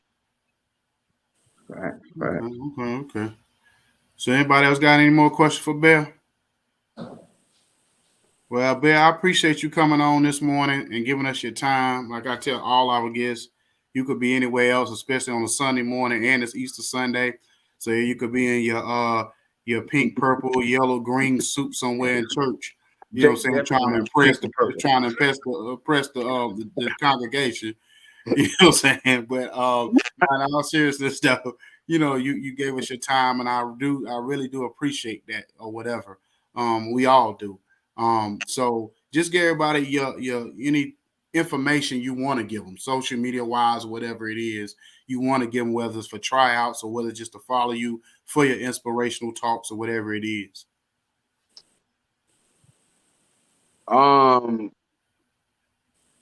Yeah, I mean, like I appreciate y'all for having me on. Like I said, I enjoy the show. I enjoy the insight. I watch when KB and Steve be on a lot, like them having their top list or whatever, or going back and forth. One of them always gonna drop something that you didn't think about, or that that wasn't necessarily in your mind. So I always appreciate that part of it. But like what Jacob said, what's next for my career? Just and everything for me is just about consistency. Just trying to be consistent and be the best at what I do. And put my players in the right position. As far as me personally, I'm Bear everywhere on social media. If you want to look me up or whatever, but I just say look out for the Georgia Thrashers. Follow us. We go live. The games are streamed live, whatever. So just tune in, check us out. And like I said, I appreciate y'all for having us on. And y'all Yeah, have because a good day. the thing about it is, man, just listen to you talk. You know what I mean? You have the mind where you need to be on somebody's staff, whether it's college, Rockdale whether it's High pro. School, but get that You need man to a be on call. somebody's staff because you got a very innovative mind. Yeah. The way you think about it, because I never all the years I've been hearing people talk about sports, the way you broke it down with the 10 snap thing, that's probably the most like insightful thing I've heard when it comes to the coaching. And it's hard to get players to buy into that because, like you said, everybody looking to try to say get on the field as much as they can, on the court as much as they can, so they can be seen, so they can get to that payday. Which I get it, but it's almost like y'all. And I put myself when I'm thinking about it when you was talking about the balancing the egos. I thought about like the Baltimore Ravens with Ray Lewis and Ed Reed and Shannon Sharp.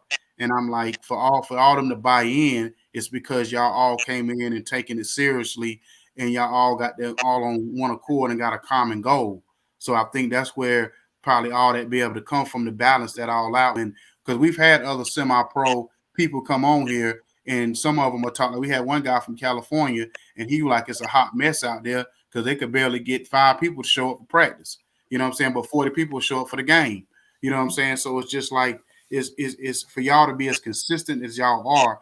It's a double salute to you and your staff and the people that's dedicated to it, because we've heard different sides of the coin on this thing. You know what I mean? So so I definitely commend you for what you're doing. Yeah. So for like I said, for me, like, and people look at me crazy when I say this, but I honestly don't care about winning. I don't care about winning. For me, it's about doing the best I can for my brothers. You know what I'm saying? And so that leads to wins, but like at the end of the day, wins or losses don't make me lose or gain sleep at night. But I just wanted to shout out, to the Georgia Thrashers, to the ownership group, the Cam Adams, Miss Kimberly Smith, to my coaches, Sap, J-Tex, who I'm forgetting, Justin Edwards, my boy T-Rock, wouldn't be able to do this without him. Mike Gates, like, who else I'm forgetting? Did I say Sap? Just all the T Green, just all the coaches and the staff that we got, and the people that April Adams, to the people, everybody that's around the program, to the players that help us and allow us to do what we do. I just want to say thank you for them, and again, I appreciate y'all time. I appreciate you, man. You have a happy Easter to you. Yes, sir. Y'all too. Appreciate you, bro. So, Crystal. Yes. Get to you, because we about to change topic. We about to get onto some different topic real quick. So today we starting game 1. Boston Celtics versus Brooklyn Nets. So I almost feel like you might be torn because you've been kind of warning us or giving us to say Boston is still there. They're still coming. They've been playing better. And you've been riding, for your boy Kyrie and KD. And There you go. There you go. There you go. Lies. Why do we bring these things up? so let me. So how you think this thing gonna play out? This 7-game series. What's your thoughts on it? Well, first, I think it's unfortunate for Boston to get the Nets on their to have turned the season around from January to now and playing great. They are obviously playing great, and to get the Nets in that first round is just unfortunate for them. Not to say that they're gonna lose, but I think it's gonna be a tough battle, and you don't want your first round to be. You don't typically want it to be tough, especially when you at the top then 4 and 5's gonna battle whatever. But like you're 1 or 2 against 7, you want it to be kind of easy. That's why you fight for being 1 or 2. It's so that whatever. So, but I think the Nets have a chance. They do. If for some reason, they saying Ben Simmons might come. He about to practice. Now I understand you got to do chemistry and all that stuff. And I couldn't. Why you look like that? He fit or whatever. I know. But I mean, I actually would like to see Boston win the series. To be honest with you. First of all, this whole Ben Simmons thing is the most clownish BS. It's you know what? If I ever wanted to start watching NBA basketball and I didn't really know nothing about a lot of stuff about basketball, Ben Simmons would be the reason why I would stop watching. Because it just, first of all, bruh, they keep talking about he on his way back. KD done made it kind of clear he don't think this is going to happen. And 2, the man ain't even started drills yet. He ain't started no 1-on-1, no 2-on-2, no 5-on-5. Hell, he ain't got no G League runs or nothing. You know what I'm saying? Or whatever, however you can do to get on the court. You know what I'm saying? And this whole notion, okay, let's just say for argument's sake, he gets out on the court. Mm-hmm. So you're going to tell me he just go. Now, if Jason Tatum is supposed to be that guy, and Jaylen Brown and them 2 guys supposed to be that guy, and Ben Simmons is able to get off his couch with his Panther suits on or leather outfits or whatever he wants to call them, and to be able to shut these 2 players down, what does that say about Jason Tatum and Jaylen Brown? Because we all know in basketball is probably the hardest sport to get off the couch and play. You could be in super duper, get all the weightlifting and nutrition that Bear just talked about, but to get on a basketball court and to play at a high level and in the playoffs and to be able to be effective, it's to me is almost asinine and disrespectful to these superstars to think that Ben Simmons can just come out there and roll out and just be that effective. You know what I'm saying, like that. But do you think he's rolling off his couch though? We have enough sense to know that he's probably been working out anyway. Now he doesn't have. We know he hadn't done NBA speed, but we got enough sense to know that he literally has. It's not that he's done nothing, and now it's like, oh, I'm about to start training. He's been doing it the whole time. Yeah, he's been rehabbing his back, right? Didn't he have like a herniated disc or something along that line? So that's what scares me. Like, how much you gonna do with a bad back? You know what I'm saying? But he was playing before that as well, though. Remember they put the videos out how he was, playing. And I understand it's not NBA speed, and I understand it take a process to get to, game speed and everything. But it is not like he's done nothing. He hadn't played basketball, and he just about, I'm about to get up and shut Jaylen Brown down. I don't even think they would put him in that position. That would be ridiculous. Nah, I don't think so. Put him in that position or anyone to assume that that's what he would be doing. That would be ridiculous. This is what these so-called experts in that be on TV every day. That's the way they kind of putting it out there. Like basically, he can come out and play 10 or 15 plays, and if you put him on Jaylen Brown or Jason Tatum, he can maybe be effective in that way. And I'm like, first of all, let's put this in this perspective. I don't know if Steve-O and KB, if y'all how far y'all go, if y'all go back this far, because I know y'all a little bit younger than us. Well, when Jordan came back in 95, he came from baseball, right? So he was playing sports he was playing actively playing sports. Yeah. He came back to the basketball court, and obviously everybody knew that he wasn't MJ. He was Mike. You know what I'm saying? The way he was playing. And the bad part about it is that he was getting it. He was more ineffective on the defensive end than anything else. Like he wasn't like shut down Jordan in '95 when he came back. So he was getting blown by some of them younger guys because he wasn't all the way in basketball shape. He was in maybe sports shape or whatever you're going to say, but he wasn't in basketball shape. And Ben Simmons we know he's not even on Michael Jordan. Matter of fact, he ain't even in the state. He probably in another country when it comes to him and Michael Jordan's skill level or whatever you want to call it. Mindset, whole thing. So when we asking Ben Simmons to come off you can't just plug and play Ben Simmons. That's all I'm trying to say. It's not like James Harden where you can plug and play him. You can't plug and play Ben Simmons. But I do think if he's ready to play, go ahead, Kevin. Right. Oh no, I was gonna say, like I be trying to follow the Ben Simmons, saga and stuff. I know when he got there, like he's usually like in athletic gear, like he may be doing something. Do you think that maybe he's doing stuff with the team or practicing or just spending time that we just aren't privy to? Like like Crystal said, he's not just. I don't think he's just standing around, sitting around. Like I don't think if there's something for him coming back that it would be a hey man, I'm going to be paid in 2 years. I just want to pop in on here, man. I ain't feeling the best, but happy Easter to y'all, man. But listen, man.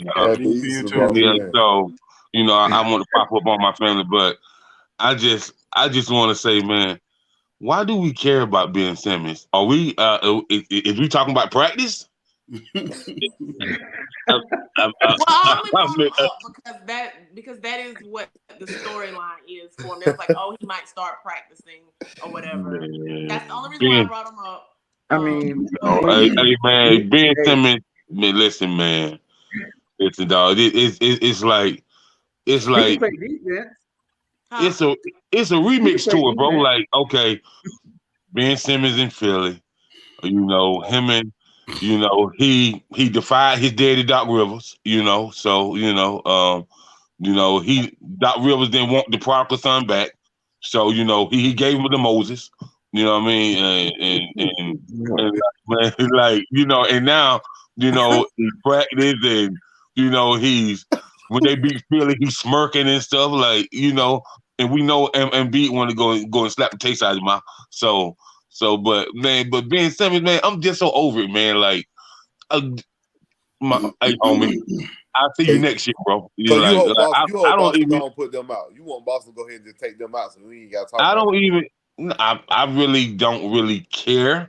You know what I mean? But I just know that Ben Simmons, man, like it's been up and down with him. It's like a roller coaster with him, man. We don't know what he's gonna do. So I just say he just get himself right and come back next year. Don't even come to the playoffs. Just get yourself all the way right and come back at 100%. Hey, you know what? I want something to happen before KD try to motivate him so much where he'll say Ben Simmons is better than Scottie Pippen. because KD will say some crazy stuff to motivate his teammates. So before he say the wrong thing, you know what I'm saying? That'll be the next thing that KD will come out his mouth and say. Just to try to get back on the court. Or he'll say Ben Simmons is that new lockdown fender like Gary Payton. Man, shut the front door. To go back to what Icon said, though, I think 1 and 2 didn't get the best draws. I think you can have an upset up top with both. I like Atlanta against Miami Heat. I like my chance. I do. I would like to bet they had John Collins. I don't know, man. They had John Collins, maybe. Oh, Collins, he practiced. So he might not play this game, but I think Collins will play the next game. I think Miami is really, really better, but I'm gonna say that Trey always surprise you, but I think that Miami their bench is deeper, and I think that's gonna matter. Yep, I agree with you on that part, man. Them jokers got they 10 strong. Before you continue, we'll take one last break, and then we're gonna finish this thing out a little bit. So we'll be back here on 910 Sports.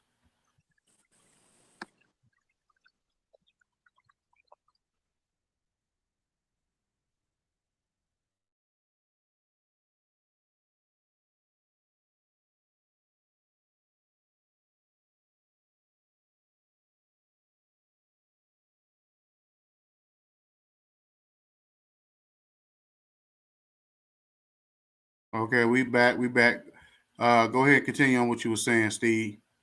Oh yeah, we were just talking about the first round pick. I know the Hawks played today at 1. They got the first game against the Heat. Yeah, they deep, man. The Heat are deep. Them jokers, they got I think like 10 strong that they play in the playoffs. And they the only team to go 10 deep with a rotation in the playoffs. So yeah, that's gonna definitely cause a problem. That second. You know what? I'm looking at what Chris just said. Happy Easter to you, Crystal. Chris. And I looked at the game yesterday, and I said, you know what's crazy? And I said this all season long, and even yesterday, I forgot who it was saying, I can't remember who was saying it, but they were saying that they trying to look at James Harden and say, is Father Time hitting him or is he hurt? And I've been hearing this for the last year about him being hurt, and I don't think it's hurt. I think between him and Russell Westbrook, Father Time been caught up to him to a certain degree. Because them old school YMC moves is not working, is not effective. He is, Crystal. Yeah, he is. Yeah, he not in shape. That's a normal progression. He's a little fudgy out there. You know what I mean? He's a little fudgy out there too. That matters. Yeah, he's looking like everybody ain't LeBron. The kid Barry little boy out there. You know what I mean? Like, yeah. Everybody ain't LeBron. LeBron make it look easy. No. It's not. He make it look easy, KB. Why are you doing this? He spent $1 million on his body a year, bro. $1 million. James Harden ain't spend $1 million on his body. On somebody else's body, he probably spent $1 million. Oh yeah, make it rain. Yeah. I think it's one of them things where them superstars, like, you sit back. Most people don't realize you old until you old. Like it takes a real person to sit back and be like, man, I'm getting older. And by the time you realize you old, you probably be like 50. Just like Mike. It really kicked in 39 when you ain't getting out of bed as simple. You know what I'm saying? And I think Mike. Right. Mike realized he was old. Mike was over on the Wizard sideline with his knees wrapped up, a heat pad on his back. Mike said, I can't do this shit. No, sir, I can't do this, man. Right. I can't do this. Harden don't realize that he old yet. Like, it's going to take like a couple years for him to sit back and be like, you know what? Something ain't the same. Like, yeah, if you notice though, because James Harden got an old school game, right? Yep. And them old school moves ain't working no more. You know what I'm saying? That little, you know what I'm saying? Because he ain't never been the fastest dude up down the court. And all them old school moves that he that used to work, that the YMCA moves, you know what I'm saying, the street ball moves, they ain't working no more. You know what I'm saying? You're right. You know what I'm saying? Because basically James Harden started like the cat that come out with the high socks on with the little shorts. Yep. That's what he's starting to look like. Hey man, James Harden. The referees are calling the game different. Remember this year, this first year they went to that they don't just call you flailing no more. You can't just try to get a foul by going into the defender no more. And I think that really affected James Harden's game. He don't go to the basket as half as he used to. Like James Harden could have played back in the day, man. He could have played back in the day with the hand checking and stuff like that. Oh man, he been crying, bro. Like he could have played, man. Like he got a soft game, man. James Harden game is like the grass that you put in the Easter baskets. He got a soft game, man. He said soft. He got a soft game, bro. Like I said, he got an old man game. It's so career. Now it's even ways. He's an old man doing old man moves. Yeah. You know what I'm saying? Yeah. It's bad. It's because Tyrese Maxey kind of saved him. You know when they talk about people saving somebody's legacy? Tyrese Maxey, them young boys is gonna save his legacy because I thought about it yesterday. He shouldn't have never asked to leave Brooklyn because Kyrie Irving and Kevin Durant would have took all the pressure off of him. You don't know he's old. But they were giving his ass the blues in practice though, Icon. They said he was going at that man in practice. You ain't gonna stay there. You're a star. And now the man treats you like you second hand and giving it to you on the court. Because you heard what KD said. He said when that man came in for training camp, he looked at him like, bro, you actually came in looking like this? You know what I'm saying? So, like, I think they looking at him the whole season like, bro, really? I think KD thought he was gonna get the same James Harden that was at OKC, man. You know, his boy James Harden. No, I ain't your boy no more. I like chicken wings. I like strip club. and I like escorts. Yeah, no. Man, you remember it was one time when James Harden was running through every industry chick there was, not just the strippers. He was running through I tell you, man. James Harden was out there moving and grooving, boy. It's all about choices. You know what I'm saying? It's all about what you want to do. Do you want to play long into your 40s, or do you want to party hard and be done at 34? Hey, man, he be done at 34. You can't be like Wilt Chamberlain because you didn't work out and run 7-8 miles a day like Wilt Chamberlain. You know what I mean? Like Wilt ran. And like Steve said, your competition ain't smoking Newports and drinking beer at halftime either. Right, man. It's a different ball man, James Harden to me got a game similar to somebody like a Danny Ainge. Yeah. A real slow down game. Mm-hmm. A real slow down old school game. That's how Pierce was too. Remember Pierce? He had that old school. Yeah, Paul Pierce. He was just better at it. But by the time he started to slow down, he was like, let's go ahead and make this big three. You know what I'm saying? Let's go ahead and let's get these guys around. Carmelo kind of got like old school type of game. Yeah. You know what I'm saying? You know, move like Carmelo kind of got that. His thing is like methodical. You know what I'm saying? It's like a methodical, like deliberate game. You know what I'm saying? That's got Melo move like when you deliberate, when you're not really based on athleticism and you based on like almost like fundamental deliberate type of play. It's kind of Melo started had that game like back in the day. My pops used to sit down with us in the living room and watch Alice English. You know what I mean? Mm-hmm. That game like that, man. You know what I mean? But it was effective. Mm-hmm. Way back in the day. You know what I mean? But it was effective. Yeah. You know what I mean? Melo got that uncle in the driveway cookout game. Yeah. You know what I'm saying? It was like your uncle used to be nice, and he put on his Converses and he do 2 or 3 moves in the post, grab your shirt. Like like they're the type of players that be 55, 60 and still could get out on the court and give it to the young boys. Right. Come on. That little 15 it's funny you say that, E, man, because I was looking up in Charlotte. They got this 15 up league, right? And they played against some young boys, right? Just a pickup game. And the young boys, like from 25 to 33, say them 50-year-olds ran them young boys off the court, man. Mm-hmm. They probably hit them with elbows. Because they still playing fundamental basketball. They make it easy. Because you know what I'm saying? Hard screens. We out here on the damn outside playing. You setting hard screens, I bet. But just the simple thing that they do when you still play like that, instead of taking a Steph Curry 3, you're going to pull up for a 15-footer when you fit. Right. You know what I'm saying? On a fast, if you do get a fast break, you're going to do a real 3-on-1 where you're going to go to the basket. You ain't going to pull up trying to get a 3. You know what I'm saying? You're going to play fundamental and make the game easy for you. These players nowadays make the game so hard. They make it hard to watch. Not just hard to play. They make it hard to watch. You know what I'm saying? Or whatever. So, I mean, who y'all got winning today? Who y'all got winning today out of all the games? Let me pull the games up. Let's see. Well, before you say that, man, I just want to say that, man, I think Ja Morant and his crew might be in trouble. Me too. Yeah. I think so. Yeah. Yep. Yeah, bro. Listen, man. Mm-hmm. But and I ain't talking about Karl Anthony Towns play. I'm talking about Anthony Edwards play. Mm-hmm. Listen. Yeah, we talked about that earlier. The Anthony Edwards is coming. He's coming, bro. He's a grown man. You got to think, these are 2 young teams. They basically on the same level as far as like, you know what I'm saying, like having talent and the same kind of age range type team. It's kind of like Lakers and Celtics when Bird and Magic got there. It's 2 teams trying to fight for that mountaintop. You know what I'm saying, or whatever. And they both of them got talent. You know what I'm saying. They kind of got the same talent. The only thing that Minnesota got one thing that the Memphis don't got. They got a big man that can dominate. Yep. Memphis don't really got that. You know what I'm saying? Not like that. No, another thing Memphis don't got, like, people talk about Ja Morant a lot, man. But man, Ja Morant game is a slasher type game.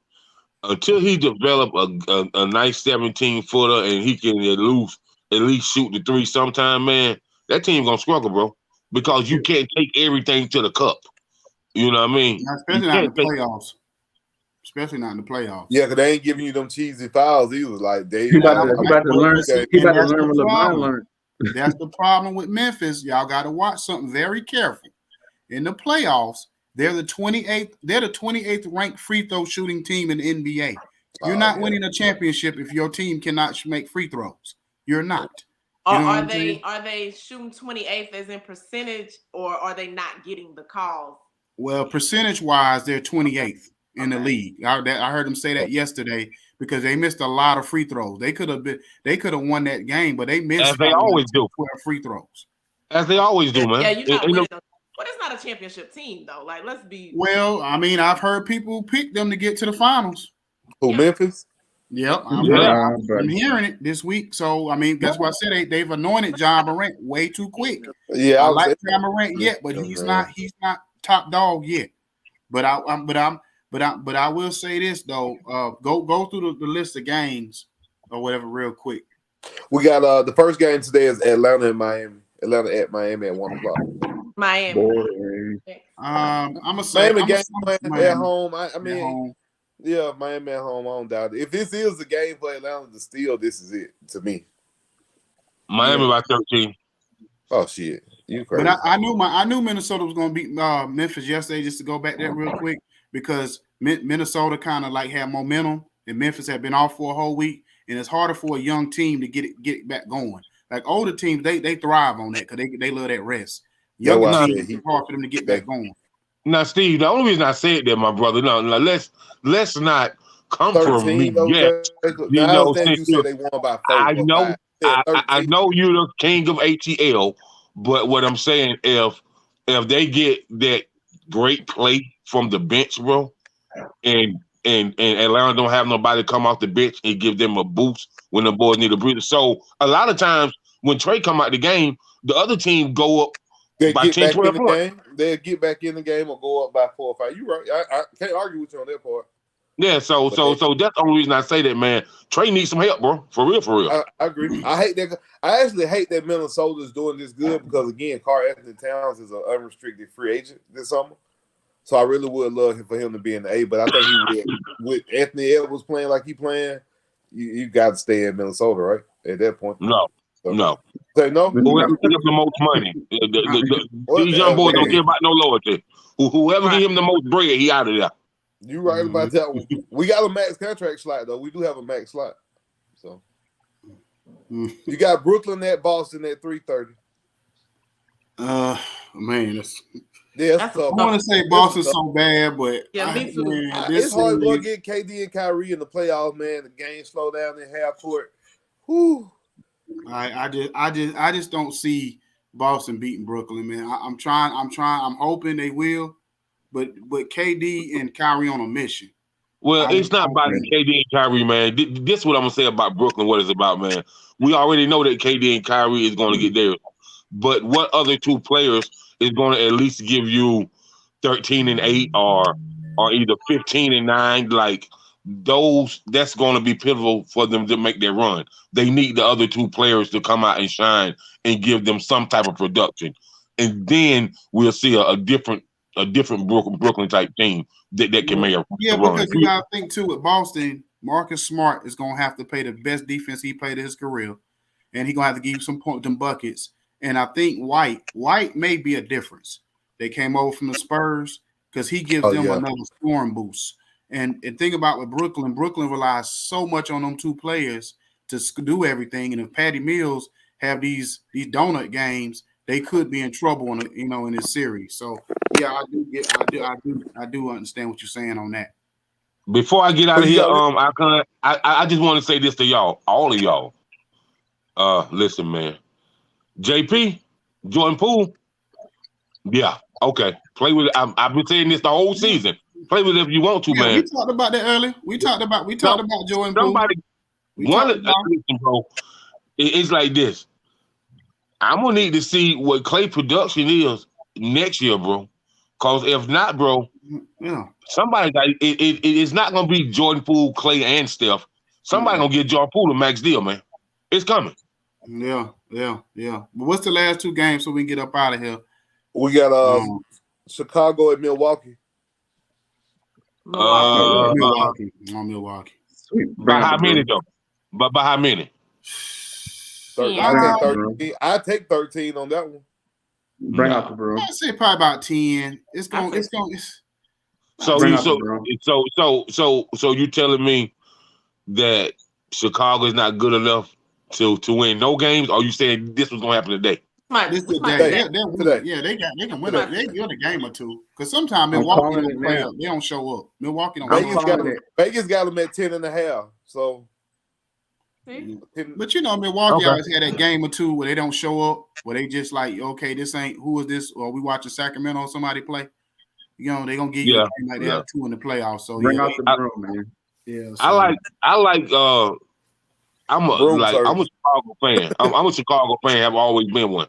But what I can say about Milwaukee, man, I don't think nobody can beat Milwaukee in the league right now. For real.